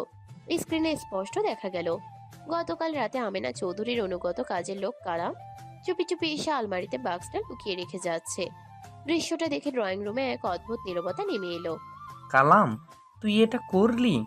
কার সাহসে তুই এই কাজ করলি? কালাম ভয়ে থরথর করে কাঁপতে কাঁপতে নিহানের পায়ের কাছে পড়ে গেল। আমাকে মাফ করে দেন ছোট সাহেব, আমার কোনো দোষ নাই। বড় আম্মাই আমাকে টাকা দিয়ে বলেছিল এই কাজটা করতে, যাতে আপনাকে চোর বানিয়ে বাড়ি থেকে বের করে দেওয়া যায়। দাদি, এত নিচে নামতে পারলে? নিহানকে ফাঁসানোর জন্য তুমি নিজের হার নিজে চুরি করার নাটক করলে। হাম্মা, আমি আপনার এই আচরণে অন্তত লজ্জিত। নিহান একজন অন্তত সৎ এবং মেধাবী ছেলে, আর আপনি ওর সম্মান নষ্ট করার জন্য এত বড় নোংরা চাল চাললেন। আপনি নিহানের কাছে ক্ষমা চান। আমি ক্ষমা চাইবো এই সামান্য ছেলের কাছে? না না আঙ্কেল, ওনাকে ক্ষমা চাইতে হবে না। ম্যামের হয়তো বয়স হয়েছে, তাই ওনার বোঝার ভুল হচ্ছে, কিন্তু আমি ওনাকে দেওয়া কথা রাখবো। 1 মাস পরেই আমি প্রমাণ করব আমি কেমন ছেলে। আমেনা চৌধুরী আর এক মুহূর্তও সেখানে দাঁড়াতে পারলেন না। নিজের খোড়া গড়তে নিজেই পড়ে তিনি অপমানে নিজের রুমে গিয়ে দরজা বন্ধ করে দিলেন। নিহানের উপর ওনার যে বিষাক্ত রাগ ছিল তা এখন এক গভীর আতঙ্কের রূপ নিল। এরপর রাত 11টার দিকে ইরা নিহানের রুমে আসে। ইরা দরজা বন্ধ করে নিহানের সামনে এসে দাঁড়ালো। তার চোখে তখন অশ্রু আর ঠোঁটে অনুশোচনার ছাপ। ইরা নিহানের হাত দুটো জড়িয়ে ধরে। নিহান, আমাকে ক্ষমা করে দাও। আমার পরিবারের সদস্য তোমার সাথে এত নোংরা একটা কাজ করলো, আর আমি কিছু করতেই পারলাম না। তুমি আমার জন্য এত কষ্ট করে যাচ্ছ। আরে পাগলি, তুমি কেন ক্ষমা চাইছো? তোমার তো কোনো দোষ নেই। তাছাড়া সিনিয়রদের কখনো জুনিয়রদের সামনে কাঁদতে নেই, প্রেস্টিজের একটা ব্যাপার আছে না? তুমি সত্যিই ভীষণ অদ্ভুত নিহান। এত বড় ঘটনার পরেও তুমি কিভাবে এত শান্ত থাকো? কারণ আমি জানি আসল খেলাটা এখনো বাকি। ইরা নিহান ইরাকে শক্ত করে জড়িয়ে ধরে কপালে একটি কিস করে। বাইরে তখন মুষলধারে বৃষ্টি শুরু হয়েছে। জানালার বাইরে অন্ধকার আকাশটার দিকে তাকিয়ে নিহান এক নতুন পরিকল্পনার ছক কষতে লাগলো।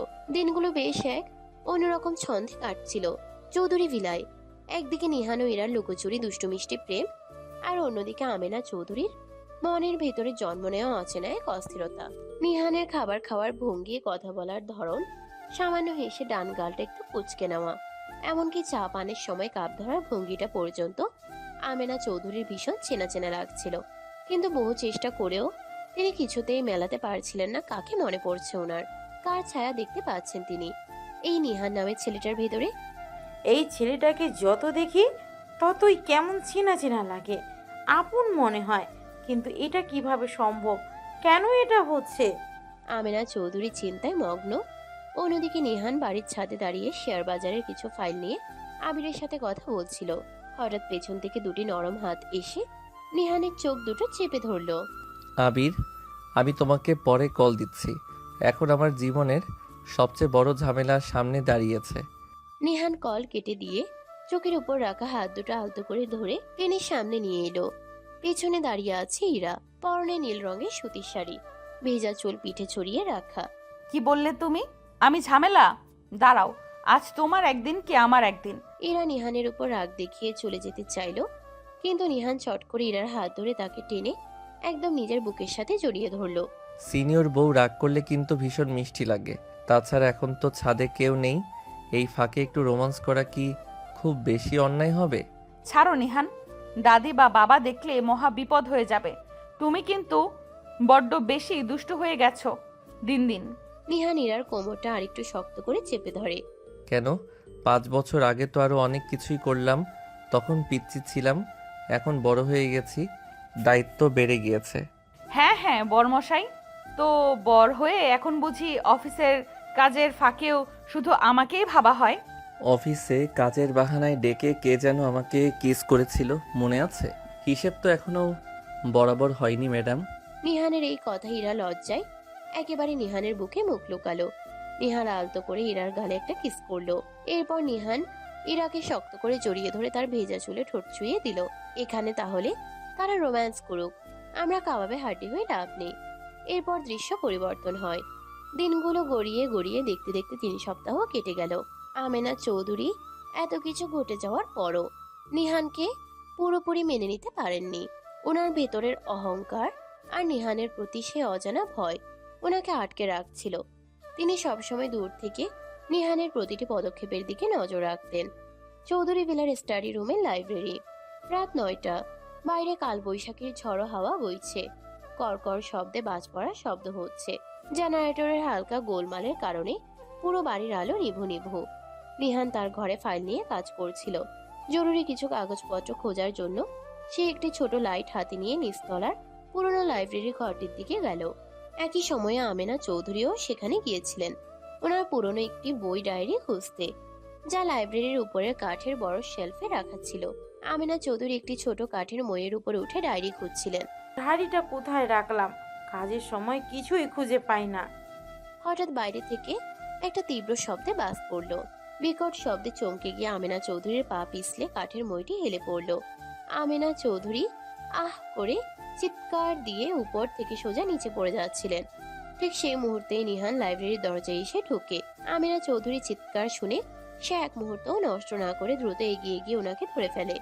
আমেনা চৌধুরী অক্ষত অবস্থায় নিহানের উপর গিয়ে পড়েন, কিন্তু নিহান ওনাকে সামলাতে গিয়ে পেছনের কাঠের তাকটার সাথে হালকা ধাক্কা খায়। ওনার তো কিছু হলোই না, কিন্তু নিহানের হাতের কোনোই আর মাথার একপাশে কাঠের কোনা লেগে হালকা কেটে যায় এবং একটু রক্ত বের হতে থাকে। নিহান, তুই তুই ঠিক আছিস?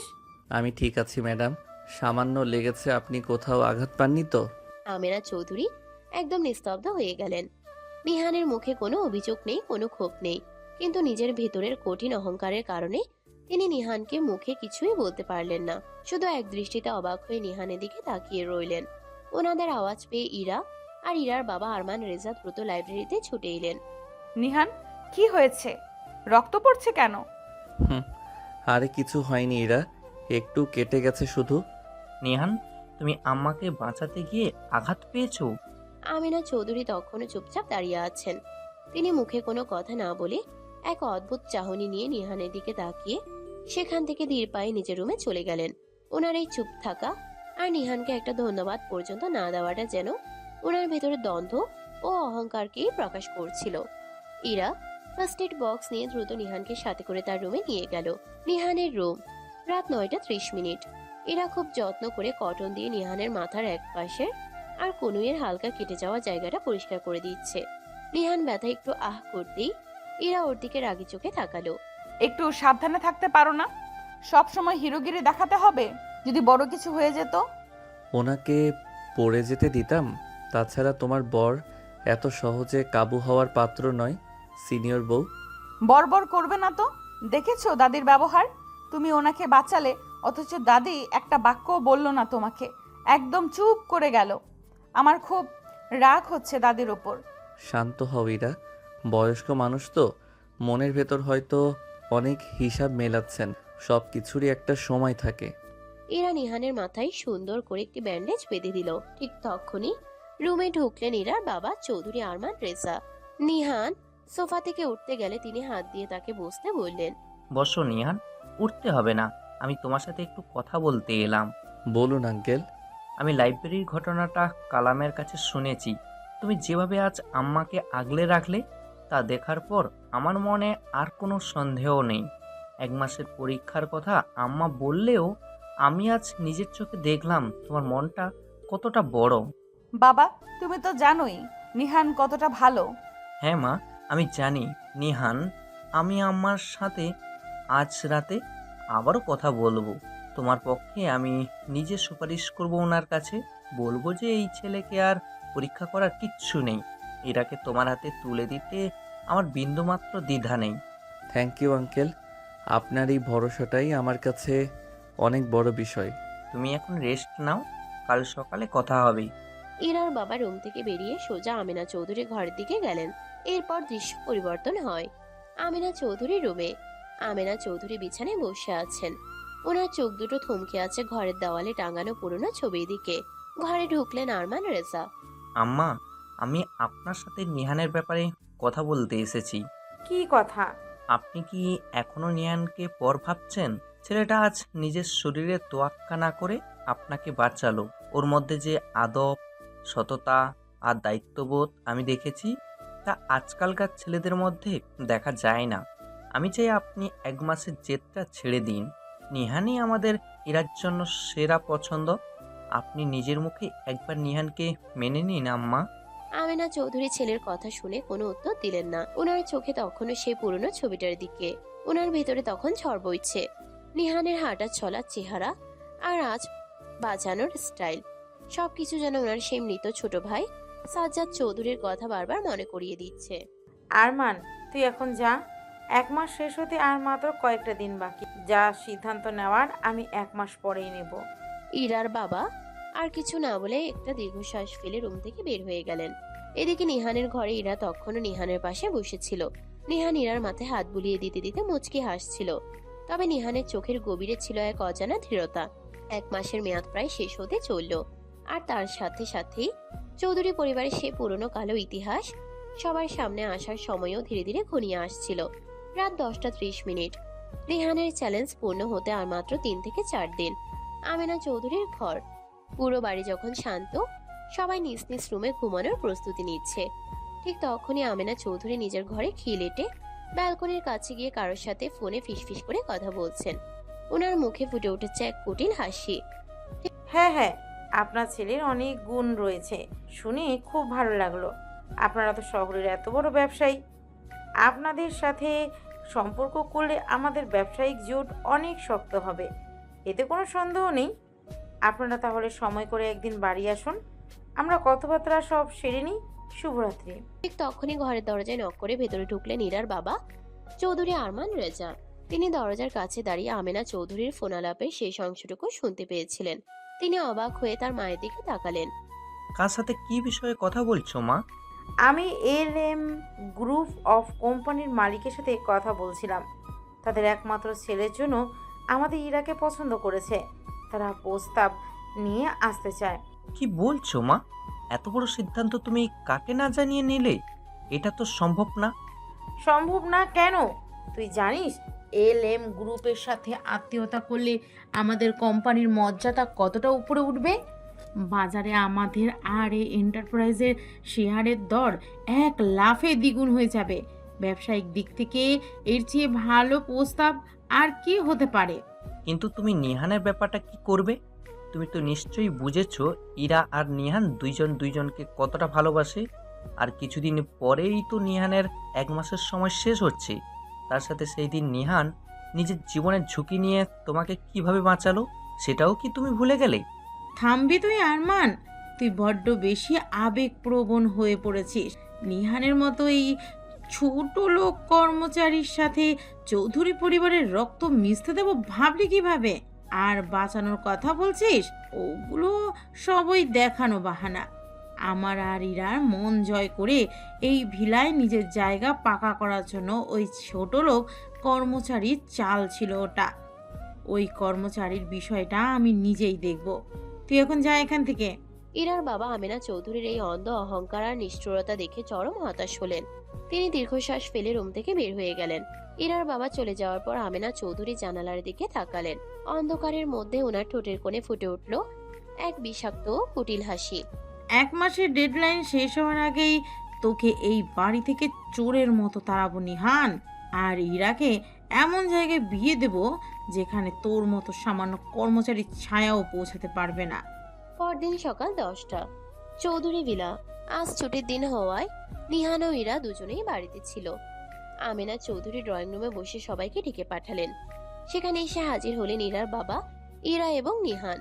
নিহান, 1 মাসের মেয়াদ শেষ হতে আর মাত্র 4 দিন বাকি, কিন্তু তার আগেই আমি আমার নাতনির ভবিষ্যতের জন্য একটা চূড়ান্ত সিদ্ধান্ত নিয়েছি। দাদি, কিসের সিদ্ধান্ত? আগামী পরশুদিন LM গ্রুপ অফ কোম্পানির মালিক তাদের পরিবার আর ছেলেকে নিয়ে আমাদের বাড়িতে আসছেন। আমি তোদের এঙ্গেজমেন্টের কথা পাকা করব। আমেনা চৌধুরীর এই কথায় ড্রয়িং রুমে যেন বোমা ফাটলো। এরা ধাক্কা খেয়ে কয়েক ধাপ পেছনে পিছিয়ে গেল। নিহানের মুখটা এক মুহূর্তের জন্য জমে বরফ হয়ে গেল। তবে তার চোখে কোনো ভয় ছিল না, বরং ভেসে উঠল চরম তীব্র এক চাহনি। দাদি, তুমি এসব কি বলছো? নিহানের সাথে তোমার 1 মাসের কথা হয়েছিল। নিহান তোমার সব শর্ত মেনেছে, এমনকি নিজের জীবন বাজি রেখে তোমাকে বাঁচিয়েছে। আর তুমি আজ অন্য কারোর সাথে আমার বাগদান ঠিক করছো। আমি নিহান ছাড়া অন্য কাউকে বিয়ে করব না। মুখ সামলে কথা বল রিরা। চৌধুরী পরিবারের মেয়ে হয়ে তুই একজন মামুলি চাকরিজীবীর জন্য দাদির সিদ্ধান্তের উপর কথা বলছিস? LM গ্রুপের ছেলে তোকে রাজরানীর মতো রাখবে। আর এই নিহান, ওর আছেটা কি? সামান্য একটা বেতন ছাড়া ওর নিজস্ব কোনো অস্তিত্ব নেই। আমেনা চৌধুরীর কথাগুলো নিহানের বুকে তীরের মতো বিঁধছিল, কিন্তু সে নিজেকে সামলে নিল। নিহান ইরার হাতটা শক্ত করে নিজের হাতের মুঠোয় নিল। ম্যাম, চৌধুরী পরিবারের মর্যাদার কথা আপনি বারবার বলেন, কিন্তু সততা আর ভালোবাসার কোনো দাম আপনার কাছে নেই, তা আজ আবার প্রমাণ করলেন। তবে মনে রাখবেন, ইরার সম্মতি ছাড়া এই বিয়ে কোনোদিন হতে পারে না। সম্মান আর ভালোবাসার ভাষণ দেওয়া বন্ধ কর নিহান। পরশুদিন LM গ্রুপ আসবে, আর তুই যদি সত্যি পুরুষ মানুষ হয়ে থাকিস তবে দেখবি কিভাবে তোর সামনেই আমার নাতনির সম্বন্ধ ফাইনাল হয়। তুই সামান্য একজন কর্মচারী, চৌধুরী পরিবারের ছায়াতেও আসার যোগ্যতা তোর নেই। ইরা কাঁদতে কাঁদতে নিজের রুমে চলে গেল। নিহানও শান্ত পায়ে ড্রয়িং রুম ছেড়ে নিজের ঘরে এসে ঢুকলো। তবে ঘরের দরজা লক করতেই নিহানের মুখে সেই শান্ত ভাবটা উধাও হয়ে গেল। তার চোখে জ্বলে উঠল প্রতিশোধ আর ক্ষমতার ভয়ঙ্কর আলো। নিহান চট করে নিজের ফোন বের করে আবিরকে কল দিল। আসসালামু আলাইকুম স্যার, বলুন। আবির, আর দেরি করার সময় নেই। চৌধুরী পরিবারের অহংকার এবার মাটির সাথে মেশানোর সময় এসে গেছে। LM গ্রুপ অফ কোম্পানি আর RA এন্টারপ্রাইজের ব্যাকগ্রাউন্ড চেক করো।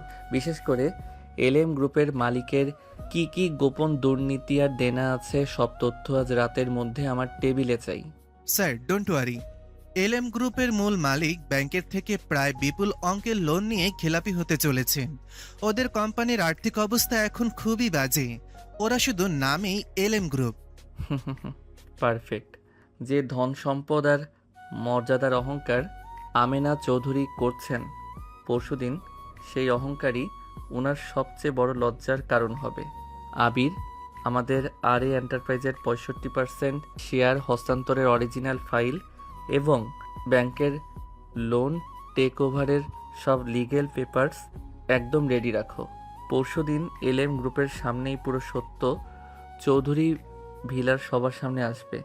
ওকে স্যার, সব পেপারস একদম রেডি থাকবে। কল কেটে দিয়ে নিহান উইন্ডোর পাশে গিয়ে দাঁড়ালো। বাইরের খোলা আকাশের দিকে তাকিয়ে সে পকেট থেকে তার আসল বাবা মায়ের ছবিটা বের করলো। আর মাত্র 2 দিন বাবা, আর মাত্র 2 দিন মা। যে আমেনা চৌধুরী আপনাদের সাথে বিশ্বাসঘাতকতা করে সব কেড়ে নিয়েছিল এবং আজ আমায় সামান্য কর্মচারী ভেবে অপমান করছে, পরশুদিন তার সব অহংকার ভাঙবে। ইরাকে তো আমি পাবই, তার সাথে চৌধুরী পরিবারের ওপর আমার বাবার আসল অধিকার ফিরিয়ে নেব। এরপর সেদিন রাতে ইরা চুপি চুপি কাদো কাদো মুখে নিহানের রুমে এলো। তার চোখ দুটি কান্নায় লাল হয়ে গেছে। ইরা নিহানকে জড়িয়ে ধরে ফুপিয়ে ওঠে। নিহান, আমি কি করব? দাদি পরশুদিন ওদের ডেকেছে। আমি তোমাকে ছাড়া অন্য কাউকে নিজের স্বামী হিসেবে মেনে নিতে পারবো না। চলো আমরা দুজন আজ রাতেই কোথাও দূরে পালিয়ে যাই। পালানোর দিন নিহানের অভিধানে নেই সিনিয়র বউ। নিহান কখনো মাথা নিচু করে পালায় না। তুমি আমার উপর বিশ্বাস রাখো। কিন্তু পরশুদিন যদি দাদি জোর করে? পরশুদিনের সূর্য চৌধুরী ভিলার জন্য এক নতুন সত্য নিয়ে আসবে ইরা। তোমাকে কোথাও পালাতে হবে না। তুমি শুধু পরশুদিনের জন্য অপেক্ষা করো। তোমার এই পিচ্চি বর চৌধুরী পরিবারের সবাইকে একটা দারুণ সারপ্রাইজ দেবে। নিহানের গলার আত্মবিশ্বাস দেখে ইরা কিছুটা শান্ত হলো। সে নিহানের বুকে মাথা রেখে শান্ত হওয়ার চেষ্টা করলো, কিন্তু চৌধুরী বিলায় তখন ঝড়ের পূর্বাভাস স্পষ্ট হয়ে উঠেছিল। আমেনা চৌধুরীর কুটিল চক্রান্ত আর নিহানের মাস্টারপিস প্ল্যান। পরশু দিনের সেই বিশেষ দিনটিতে কার জয় হবে তা দেখার জন্যই এখন সময় গুনছে চৌধুরী ভিলা। অবশেষে সেই বহু আকাঙ্ক্ষিত ও আশঙ্কাজনক দিনটি চলেই এলো। সকাল থেকেই পুরো চৌধুরী বাড়িতে আলাহি আয়োজন। ঘরদোর সাজানো হয়েছে আলোকমালায়, চারদিকে উৎসবের ব্যস্ততা। আজ শহরের নামজাদা ব্যবসায়ী অ্যালাইম গ্রুপ অফ কোম্পানির মালিক তার ছেলেকে নিয়ে আসবেন ইরার সাথে বিয়ের সম্বন্ধ পাকা করতে। আমিনা চৌধুরীর মুখে আজ বিজয়ের অহংকারী হাসি, কারণ তার ধারণা আজ তিনি ওই সামান্য কর্মচারী নিহানকে চিরতরে ধুলোয় মিশিয়ে দিয়ে নিজের নাতনিকে নিজের পছন্দের জায়গায় সঁপে দেবেন। বসার ঘরে অ্যালাইম গ্রুপের মালিক, তার ছেলে এবং পরিবারের কয়েকজন সদস্য এসে উপস্থিত হয়েছে। ধুমধাম করে খাতির যত্ন চলছে। আমিনা চৌধুরী অতি আনন্দে সবার সাথে কথা বলছেন। ইরার বাবা আরমান রাজা থমথমে মুখে একপাশে বসে আছেন। কালাম, ইরাকে নিচে নিয়ে আয় তো, ওদের পছন্দটা তো অন্তত শেষ হোক। কিছুক্ষণের মধ্যে ইরাকে নিচে নিয়ে আসা হলো। ইরার পরনে লাল রঙের একটি জামদানি শাড়ি, কিন্তু তার মুখটা একদম ফ্যাকাশে, চোখের নিচে স্পষ্ট কান্নার ছাপ। নিহান ড্রয়িং রুমের একদম পেছনের এক অন্ধকার কোণায় চুপচাপ দেয়ালের সাথে হেলান দিয়ে দাঁড়িয়ে আছে। তার মুখে চরম এক হিমশীতল নীরবতা। বা, মেয়ে তো সত্যি চমৎকার। আমেনা বেগম, সম্বন্ধ একদম পাকা। ঠিক তখনই চৌধুরী বিলার প্রধান ফটক সজোরে শব্দ করে খুলে গেল। সবাইকে স্তব্ধ করে দিয়ে ভিতরে প্রবেশ করলো 5 থেকে 6 জন পুলিশের একটি বিশেষ দল এবং সাথে কিছু ব্যাংকের উচ্চপদস্থ কর্মকর্তা। পুলিশ অফিসারদের প্রবেশে এক নিমিষে ঘরের আনন্দের পরিবেশটা শ্মশানের নীরবতায় বদলে গেল। কি হচ্ছে এসব? আপনারা পুলিশ অফিসার হয়ে এভাবে বিনা অনুমতিতে চৌধুরী বিলায় ঢোকার সাহস কিভাবে পেলেন? চৌধুরী পরিবারের সম্মান আর মর্যাদা থমকে গেছে ব্যাংকের বকেয়া ফাইলের কাছে। মিসেস আমেনা চৌধুরী, আমরা এখানে কোনো সৌজন্য সাক্ষাৎ করতে আসিনি। আপনারা যে আরএ এন্টারপ্রাইজের নামে সরকারি ব্যাংক থেকে 6 কোটি টাকা লোন নিয়েছিলেন, সেটির মেয়াদ পার হয়ে লোনটি ডিফল্ট হয়ে গেছে। Loan default? কিন্তু অফিসার, আমরা তো ব্যাংকের সাথে কথা বলেছিলাম। তাছাড়া কোম্পানির ডিরেক্টররা। কোনো কথা শুনবো না। আপনাদের ওই লোনের যাবতীয় সিকিউরিটিজ আর সম্পত্তি এখন ব্যাংকের আন্ডারে বাজেয়াপ্ত। তবে ব্যাংকের সমস্ত 6 কোটি টাকা দেনা এককালীন পরিশোধ করে আপনাদের আরএ এন্টারপ্রাইজের 65% শেয়ার কিনে নিয়েছেন কোম্পানির নতুন একক মালিক। নতুন মালিক? কি বলছেন অফিসার? নতুন মালিক কে? কোথা থেকে আসবে নতুন মালিক? সেটার কয়েক সেকেন্ডের মধ্যেই জানতে পারবেন। তবে আইনি নোটিশ অনুযায়ী ঋণ খেলাপির দায়ে এই চৌধুরী ভিলা বাজেয়াপ্ত করা হচ্ছে। আর লোন পরিশোধ করতে না পারলে বর্তমান আইনি নোটিশ অনুযায়ী এই বাড়ির মূল মালিক আমেনা চৌধুরী এবং তার নমিনিদের এক্ষুনি গ্রেপ্তার করে পুলিশ হেফাজতে নেওয়া হবে। অফিসার, এই কথাটা বলা মাত্রই পুরো ঘরে যেন বাজ পড়ল। আমেনা চৌধুরীর হাত থেকে জুসের গ্লাসটা নিচে পড়ে ভেঙে চুরমার হয়ে গেল। অ্যালাম গ্রুপের সদস্যরা ভয়ে সোফা ছেড়ে দাঁড়িয়ে পড়ল। সবার পায়ের নিচ থেকে যেন এক লহমায় মাটি সরে গেল। পরিবেশটা থমথমে আর আতঙ্কে ভরপুর হয়ে গেল। স্যার, আপনি একবার বলুন, দয়া করে বলুন, কে সেই নতুন মালিক? কিভাবে আমাদের অজান্তে কোম্পানি বিক্রি হয়ে গেল? ঠিক তখনই পেছনের অন্ধকারের আড়াল থেকে ধীর পায়ে সামনে বেরিয়ে এলো নিহান। তার গায়ে এখন আর সেই সাধারণ কর্মচারীর জামা নেই। এক চরম আভিজাত্যে ভরা কালো রঙের ব্লেজার, চোখে আগুনের মতো ধারালো অথচ গভীর বেদনা দৃষ্টি। আমি নতুন মালিক। নিহানের এই এক বাক্যে আমেনা চৌধুরী, ইরার বাবা আর ইরা সবাই যেন পাথরের মতো জমে গেল। আমেনা চৌধুরী চোখ বড় বড় করে নিহানের দিকে তাকিয়ে রইলেন। অ্যালাম গ্রুপের মালিক নিহানকে দেখেই চট করে সোফা ছেড়ে একদম সোজা হয়ে দাঁড়িয়ে বললেন, স্যার, আপনি এখানে? মিস্টার নিহান চৌধুরী, গ্লোবাল ইন্ডাস্ট্রিজের প্রেসিডেন্ট স্যার। আপনি আপনি এদের বাড়িতে? মুখ বন্ধ রাখুন মিস্টার LM। আপনাদের মতো দেনায় ডুবে থাকা ধূর্তদের সাথে এই আমেনা বেগম ব্যবসা মেলাতে চেয়েছিলেন। এখন চুপচাপ একপাশে দাঁড়ান। নিহানের ধমকে অ্যালেম গ্রুপের সবাই চুপ মেরে গেল। এদিকে ইরা স্তব্ধ হয়ে নিহানের দিকে হেঁটে এলো। তার চোখ থেকে টপ টপ করে পানি গড়িয়ে পড়ছে। সে কিছুই মেলাতে পারছিল না। নিহান, এসব কি হচ্ছে? তুমি কে? তুমি কিসের নতুন মালিক? আর ওনারা তোমাকে স্যার বলছেন কেন? নিহান প্লিজ আমাকে সত্যিটা বলো, আমার মাথা কাজ করছে না। নিহান ইরার দিকে তাকালো। নিহানের চোখে সে কঠিন আগুনের নিচে জমাট বেঁধে থাকা বহু বছরের যন্ত্রণা যেন এক মুহূর্তেই ফেটে বের হতে চাইলো। নিহানের চোখ দুটো লাল হয়ে গেল। চোখের কোণ বেয়ে এক ফোঁটা গরম জল গাল বেয়ে গড়িয়ে পড়লো। নিহান আমেনা চৌধুরীর কাছে গিয়ে ধীর পায়ে হেঁটে গেল। ওনার ঠিক মুখোমুখি দাঁড়িয়ে কাঁপানো গলায় প্রশ্ন করলো, মিসেস আমেনা চৌধুরী, আপনি কামাল চৌধুরীকে চেনেন?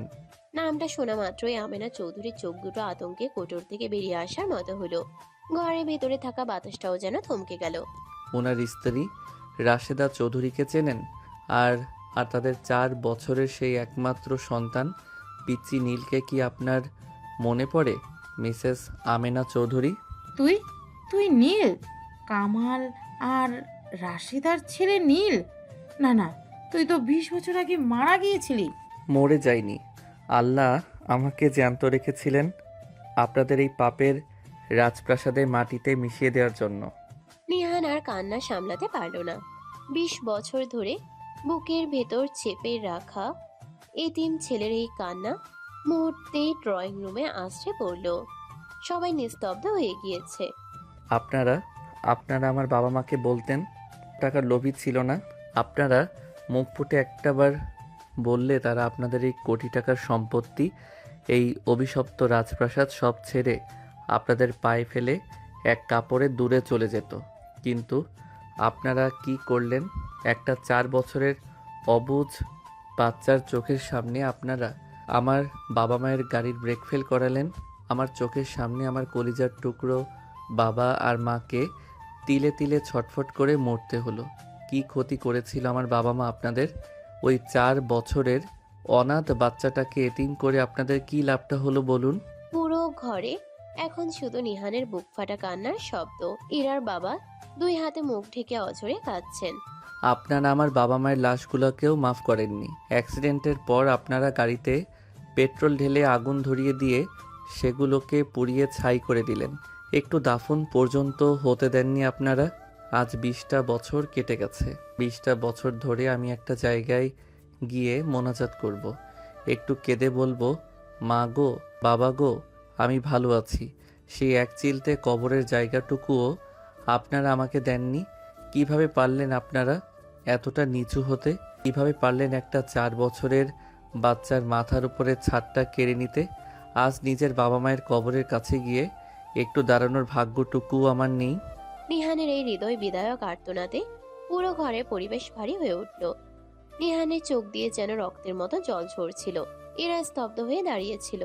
তার নিজের রক্ত, তার দাদি আর পরিবার এতটা নিচু আর পশু তুল্য কাজ করেছে তা ভেবে তার ঘেন্নায় গা গুলিয়ে উঠল। এরা ছুটে গিয়ে হাঁটুর উপর বসে থাকা নিহানকে জড়িয়ে ধরে ফুপিয়ে কেঁদে উঠল। তারপর নিহানকে জড়িয়ে ধরেই উঠে দাঁড়িয়ে আমেনা চৌধুরী আর নিজের বাবার দিকে তাকালো। তার চোখে চরম ঘৃণা। ছি বাবা, ছি দাদি, তোমাদের আমি এতদিন সম্মান করে এসেছি, তোমরা খুনি। মানুষের রূপ ধরে তোমরা এক একটা দানব। একটা 4 বছরের বাচ্চার সামনে তার বাবা মাকে পুড়িয়ে মারলে তোমরা এক টুকরো সম্পত্তির জন্য। তোমায় দাদি বলতেও আজ আমার ঘেন্না হচ্ছে। ইরা চট করে নিহানের হাত শক্ত করে চেপে ধরলো। নিহান, তুমি প্লিজ আমাকে এই নরক থেকে নিয়ে যাও। আমি এই খুনিদের সাথে আর এক মুহূর্তও থাকবো না। প্লিজ নিহান, চলো এখান থেকে। সত্যি যাবে আমার সাথে ইরা? হ্যাঁ, জীবনের শেষ নিঃশ্বাস পর্যন্ত তোমার সাথে যাব। আমি যদি তোমাকে এই আমেনা চৌধুরীর মতো আলিশান বড় ভিলায় না রাখতে পারি, যদি এত টাকা পয়সা গাড়ি বাড়ি না দিতে পারি। আমার রাজপ্রাসাদ চাই না নিহান। তোমার ওই মেসের এক চিলতে ভাঙা ঘর আর তোমার এই খাঁটি মনটাই আমার রাজপ্রাসাদ। তোমার ভালোবাসাই আমার কোটি টাকা। চলো নিহান। নিহান ইরার চোখের দিকে তাকালো। তার বহু বছরের জমে থাকা কষ্টটা যেন ইরার ভালোবাসা এক মুহূর্তেই শান্ত হয়ে গেল। তখনই পুলিশ অফিসার এগিয়ে এলেন। মিস্টার নিহান, আপনার পেপারস ঠিক আছে, তবে লোন ডিফল্ট আর জালিয়াতির দায়ে আমাদের এই আমেনা চৌধুরী আর উনার ছেলেকে গ্রেপ্তার করে থানায় নিয়ে যেতে হবে। হ্যান্ডকাপ পরান। পুলিশ যখন হ্যান্ডকাফ বের করে আমেনা চৌধুরী আর আরমান রেজার দিকে এগিয়ে যাচ্ছিল, আমেনা চৌধুরী ভয়ে চোখ বন্ধ করে ফেললেন। দাঁড়ান অফিসার, সবাই চমকে নিহানের দিকে তাকালো। ওনাদের হাত থেকে লক আপ খুলুন, ওনাদের গ্রেফতার করার দরকার নেই। ঠিক তখনই চৌধুরী বিলার দরজায় এসে থামলো কতগুলো কালো ল্যান্ড ক্রুজার গাড়ি। গাড়ি থেকে নেমে সসম্মানে ভেতরে প্রবেশ করলো নিহানের অ্যাসিস্ট্যান্ট আবির, সাথে 9 থেকে 10 জন সিকিউরিটি বডিগার্ড। আবিরের হাতে একটি কালো লেদার ফাইল। আবির দ্রুত হেঁটে এসে ফাইলটি নিহানের সামনে তুলে ধরলো। Sir, all legal papers and ownership transfer documents are ready. Nihan কলমটি হাতে নিল। তারপর এক মুহূর্তও দ্বিধা না করে আরে এন্টারপ্রাইজের 65% শেয়ারের মালিকানার কাগজগুলোতে সই করে দিল। সই শেষ করে ফাইলটি বন্ধ করে নিহান উঁচু গলায় বলল, এই কোম্পানি আর এই এন্টারপ্রাইজের সমস্ত মালিকানা আজ থেকে আবারও আমেনা চৌধুরীর হলো। আমেনা চৌধুরী আর আরমান রেজা হতবাক হয়ে গেলেন। নিহান কি করছে এসব? নিহান আবিরের দিকে তাকাতে আবির পকেট থেকে ব্যাংকের একটি চেক বই বের করে নিহানের হাতে দিল। নিহান পেন দিয়ে চেকে ঝটপট 6 কোটি টাকা লিখে তাতে নিজের রাজকীয় সই বসিয়ে দিল। তারপর চেকটি ছিঁড়ে সরাসরি ব্যাংক অফিসারের হাতে তুলে দিল। চৌধুরী পরিবারের ব্যাংকের সমস্ত 6 কোটি টাকার লোন আজ থেকে পুরোপুরি পরিশোধ করা হলো। চৌধুরী পরিবারের কোনো লোন আর বকেয়া নেই, তারা সম্পূর্ণ মুক্ত। ওনাদের শান্তিতে থাকতে দিন। Case closed. ঘরে উপস্থিত কারোর মুখে কোনো কথা নেই। এলএম গ্রুপের মালিক থেকে শুরু করে পুলিশ কর্মকর্তা সবাই কেবল হা করে নিহানের এই মহা অনুভবতার দিকে তাকিয়ে রইল, যে পরিবার তার শৈশব আর বাবা মাকে ছাড়কার করে দিয়েছে। তাদেরকে নিহান 6 কোটি টাকা দিয়ে ঋণ মুক্ত করে রাজপ্রাসাদ ফেরত দিয়ে দিল। আমেনা চৌধুরী হাঁটু গেড়ে মাটিতে পড়ে গেলেন। ওনার চোখ দিয়ে অঝরে জল ঝরছে, কিন্তু মুখে কোনো শব্দ ফুটছে না। পাপ আর অপরাধ বোধে ওনার কণ্ঠ রুদ্ধ হয়ে গেছে। আমি চলে যাচ্ছি, তবে যাওয়ার আগে নিজের আসল পরিচয়টা দিয়ে যাই।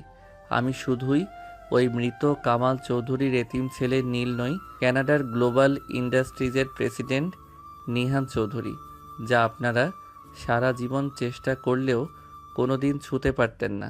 নিহান ইরার হাত ধরলো, তারপর আমেনা চৌধুরীর দিকে তাকিয়ে শেষবারের মতো শান্ত কণ্ঠে বলল, আর আরেকটি কথা না বললেই নয়। 5 বছর আগে আমাদের ভার্সিটির একটি ট্যুরে আমাদের রাঙামাটি নিয়ে যাওয়া হয়েছিল। সেখানে পাহাড়ি এলাকায় ঘুরতে গিয়ে আমি আর ইরা একা একটু ঘুরে বেড়াচ্ছিলাম। এমন সময় পাহাড়ি এলাকায় হঠাৎ এক দুর্ঘটনা ঘটে এবং এলাকার অধিবাসীরা আমাদের একসাথে বিপদে দেখে ভুল বুঝে ধরে ফেলে এবং তাদের নিয়ম অনুযায়ী আমাদের বিয়ে দিয়ে দেয়। কথাটি শুনে আমেনা চৌধুরী ও আরমান রেজা আরো একবার থমকে গেলেন। সে হিসেবে ইরা 5 বছর আগে থেকেই আমার বিবাহিত স্ত্রী, তাই আমার স্ত্রীকে আজ আমি আমার সাথেই নিয়ে যাচ্ছি। আপনারা ভালো থাকবেন আর আমাদের জন্য দোয়া করবেন। আশা করি আর কখনো দেখা হবে না। নিহান ইরার হাত শক্ত করে ধরে চৌধুরী বিলার প্রধান ফটকের দিকে হাঁটা দিল। দরজার বাইরে পা রাখতে ব্যাকগ্রাউন্ডে ঝড়ো হাওয়া থমে গিয়ে এক মিষ্টি শান্ত রোদের আলো এসে পড়ল নিহান আর ইরার উপর। পুরো চৌধুরী পরিবার স্তব্ধ হয়ে পাপাচ্ছন্ন মুখে তাকিয়ে রইল বিজয়ী সেই পিচ্ছি প্রেমিক নিহান আর তার সিনিয়র বউ ইরার চলে যাওয়ার পথের দিকে। চৌধুরী বেলার অভিশপ্ত অতীত আর বিষাক্ত পরিবেশকে পেছনে ফেলে নিহান ইরার হাত শক্ত করে ধরে বাইরে বেরিয়ে এলো। দীর্ঘদিনের জমাট বাঁধা কষ্ট আর প্রতিশোধের অধ্যায় শেষ করে নিহানের মুখে আজ এক পরম শান্তির রেখা। দৃশ্য পরিবর্তন হয় চৌধুরী বেলার বাইরে। বিশাল এক সারি কালো ল্যান্ড ক্রুজার কার পার্ক করা ছিল। সিকিউরিটি বডিগার্ডরা নিহানকে দেখে সসম্মানে গাড়ির দরজা খুলে ধরল। নিহান পরম ভালোবাসে ইরাকে গাড়িতে বসিয়ে দিল এবং নিচে তার পাশে গিয়ে বসলো। গাড়িগুলো ধীর গতিতে রাজপথ ধরে রওনা দিল। গাড়ির ভেতরে দীর্ঘ নীরবতা ভাঙল ইরা। সে নিহানের কাঁধে হাত রেখে বিস্ময়ে ভরা চোখে তাকালো। নিহান, আমরা এখন কোথায় যাচ্ছি? আর সত্যি করে বলো তো, কানাডার ওই বিশাল কোম্পানির মালিক তুমি কিভাবে হলে? এই 5 বছরে কি এমন ঘটেছিল তোমার জীবনে? আমরা যাচ্ছি আমাদের আসল ঠিকানায়, ইরা, কানাডায়। কানাডায়?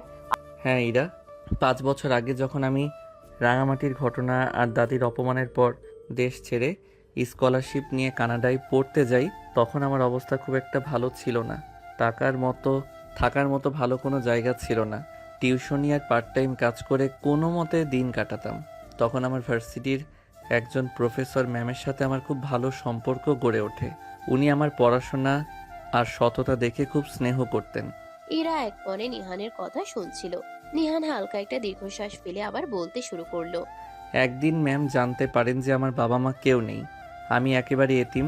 কথাটা শুনে উনি কেঁদে ফেলেছিলেন। ওনার কোনো ছেলে ছিল না, শুধু একটা ছোট মেয়ে ছিল। উনি আর ওনার স্বামী আমাকে সেদিনই ওনাদের বাড়িতে নিয়ে যান এবং নিজের পেটের সন্তানের মতো আপন করে নেন। ওনাদের অঢেল সম্পত্তি আর গ্লোবাল বিজনেসের পুরো দায়িত্ব পড়ে ওনারা আমার উপরই তুলে দেন। আজ ওনারাই আমার বাবা মা, আর ওনাদের মেয়েটাই আমার ছোট বোন। ওনাদের ভালোবাসাতেই আমি আজ এই নিহান চৌধুরী হতে পেরেছি। আলহামদুলিল্লাহ, আল্লাহ যা করেন ভালোর জন্যই করেন নিহান। তোমার মতো ভালো মানুষের ভাগ্যে এমন একটা পরিবারই থাকা উচিত ছিল। কানাডায় পৌঁছানোর সব আয়োজন আগে থেকেই রেডি ছিল। এয়ারপোর্টে পৌঁছে নিহান আর ইরা একটি প্রাইভেট জেটে উঠে কয়েক ঘন্টার তীব্র জার্নি শেষ করে যখন তারা কানাডার মাটিতে পা রাখলো, তখন এয়ারপোর্টে আগে থেকেই তাদের জন্য অপেক্ষা করছিল নিহানের নিজস্ব হেলিকপ্টার। হেলিকপ্টারে চেপে তারা সরাসরি গিয়ে থামলো নিহানের বিশাল রাজকীয় কানাডিয়ান ভিলার হেলিপ্যাডে। কানাডার নিহানের রাজকীয় ভিলা। সময় বিকেল 5টা। হেলিকপ্টার থেকে নামতেই নিহানের কানাডিয়ান বাবা মা আর ছোট বোন আরিহা দৌড়ে সামনে এলো। বাড়ির মূল ফটক সুন্দর ফুল আর আলো দিয়ে সাজানো হয়েছে নতুন বউ বরণ করে নেওয়ার জন্য। ভাইয়া, তুমি ফিরে এলে। এবার আর তোমাকে কোথাও যেতে দেব না। এটা কি আমার ভাবি? হ্যাঁ রে দুষ্টু, এই তোর ভাবি ইরা। স্বাগত মা। নিহানা আমাদের সব বলেছে, আজ থেকে তুমি এই বাড়ির রাজরানী। ইরার চোখের কোণ বেয়ে খুশির জল গড়িয়ে পড়ল। নিহানের বাবা মা সিদ্ধান্ত নিলেন 5 বছর আগে রাঙামাটিতে যে বিয়েটা পরিস্থিতিতে পড়ে হয়েছিল, আজ তা কানাডিয়ান রীতিনীতি ও ধুমধাম আয়োজনের মাধ্যমে আনুষ্ঠানিকভাবে নতুন করে সম্পন্ন করা হবে। দৃশ্য পরিবর্তন। রাত 9টা। মেলার জাঁক জমকপূর্ণ হলরুম। অল্প কিছু ঘনিষ্ঠ অতিথি আর পরিবারের মানুষদের উপস্থিতিতে নতুন করে নিহান আর ইরার বিয়ের অনুষ্ঠান সম্পন্ন হলো। স্যুট ব্লেজারে নিহানকে রাজপুত্রের মতো আর গাউনে ইরাকে একদম পরীর মতো লাগছিল। ছোট বোন আরিহা সারা অনুষ্ঠান জুড়ে ভাবি আর ভাইয়াকে নিয়ে নানান রকম দুষ্টুমি করে সবাইকে হাসিয়ে রাখলো। এরপর রাত 11:30। নিহানের রুম। পুরো রুমটা সাদা গোলাপ আর মৃদু সুগন্ধি মোমবাতি দিয়ে সাজানো হয়েছে। ইরা খাটের এক কোণে লজ্জায় মুখ নিচু করে বসে আছে। নিহান ঘরে ঢুকে দরজা লক করে দিল। তারপর ধীর পায়ে ইরার পাশে এসে বসলো। কি ব্যাপার সিনিয়র বউ, আজ আবার এত লজ্জা কিসের? আমার পিচ্চি বরটা আসলেই বড় হয়ে গিয়েছে। তোমার এই পিচ্চি বরটা তোমাকে ভালোবেসে নিজের মনে বন্দি করে রাখবে ম্যাডাম। আর এই সিনিয়র বউটাও সারা জীবন তার এই পিচ্চি বরের বুকে বন্দি হয়েই থাকতে চায়। নিহান ইরার কপালে আলতো করে চুমু দেয়। ইরা নিহানকে শক্ত করে জড়িয়ে ধরে। ইরা নিহানের ঠোঁটজোড়া দখল করে নেয়। বাইরের সমস্ত ঝড়, অপমান আর বিষাক্ত অতীতকে পেছনে ফেলে কানাডার শান্ত রাতে দুটি ভালোবাসার মন এক হয়ে গেল। সব বাধা পেরিয়ে জয় হলো খাঁটি ভালোবাসার। আর এভাবেই তাদের জীবন শুরু হলো এক নতুন ও সুন্দর শুভ সূচনার মাধ্যমে। সমাপ্ত।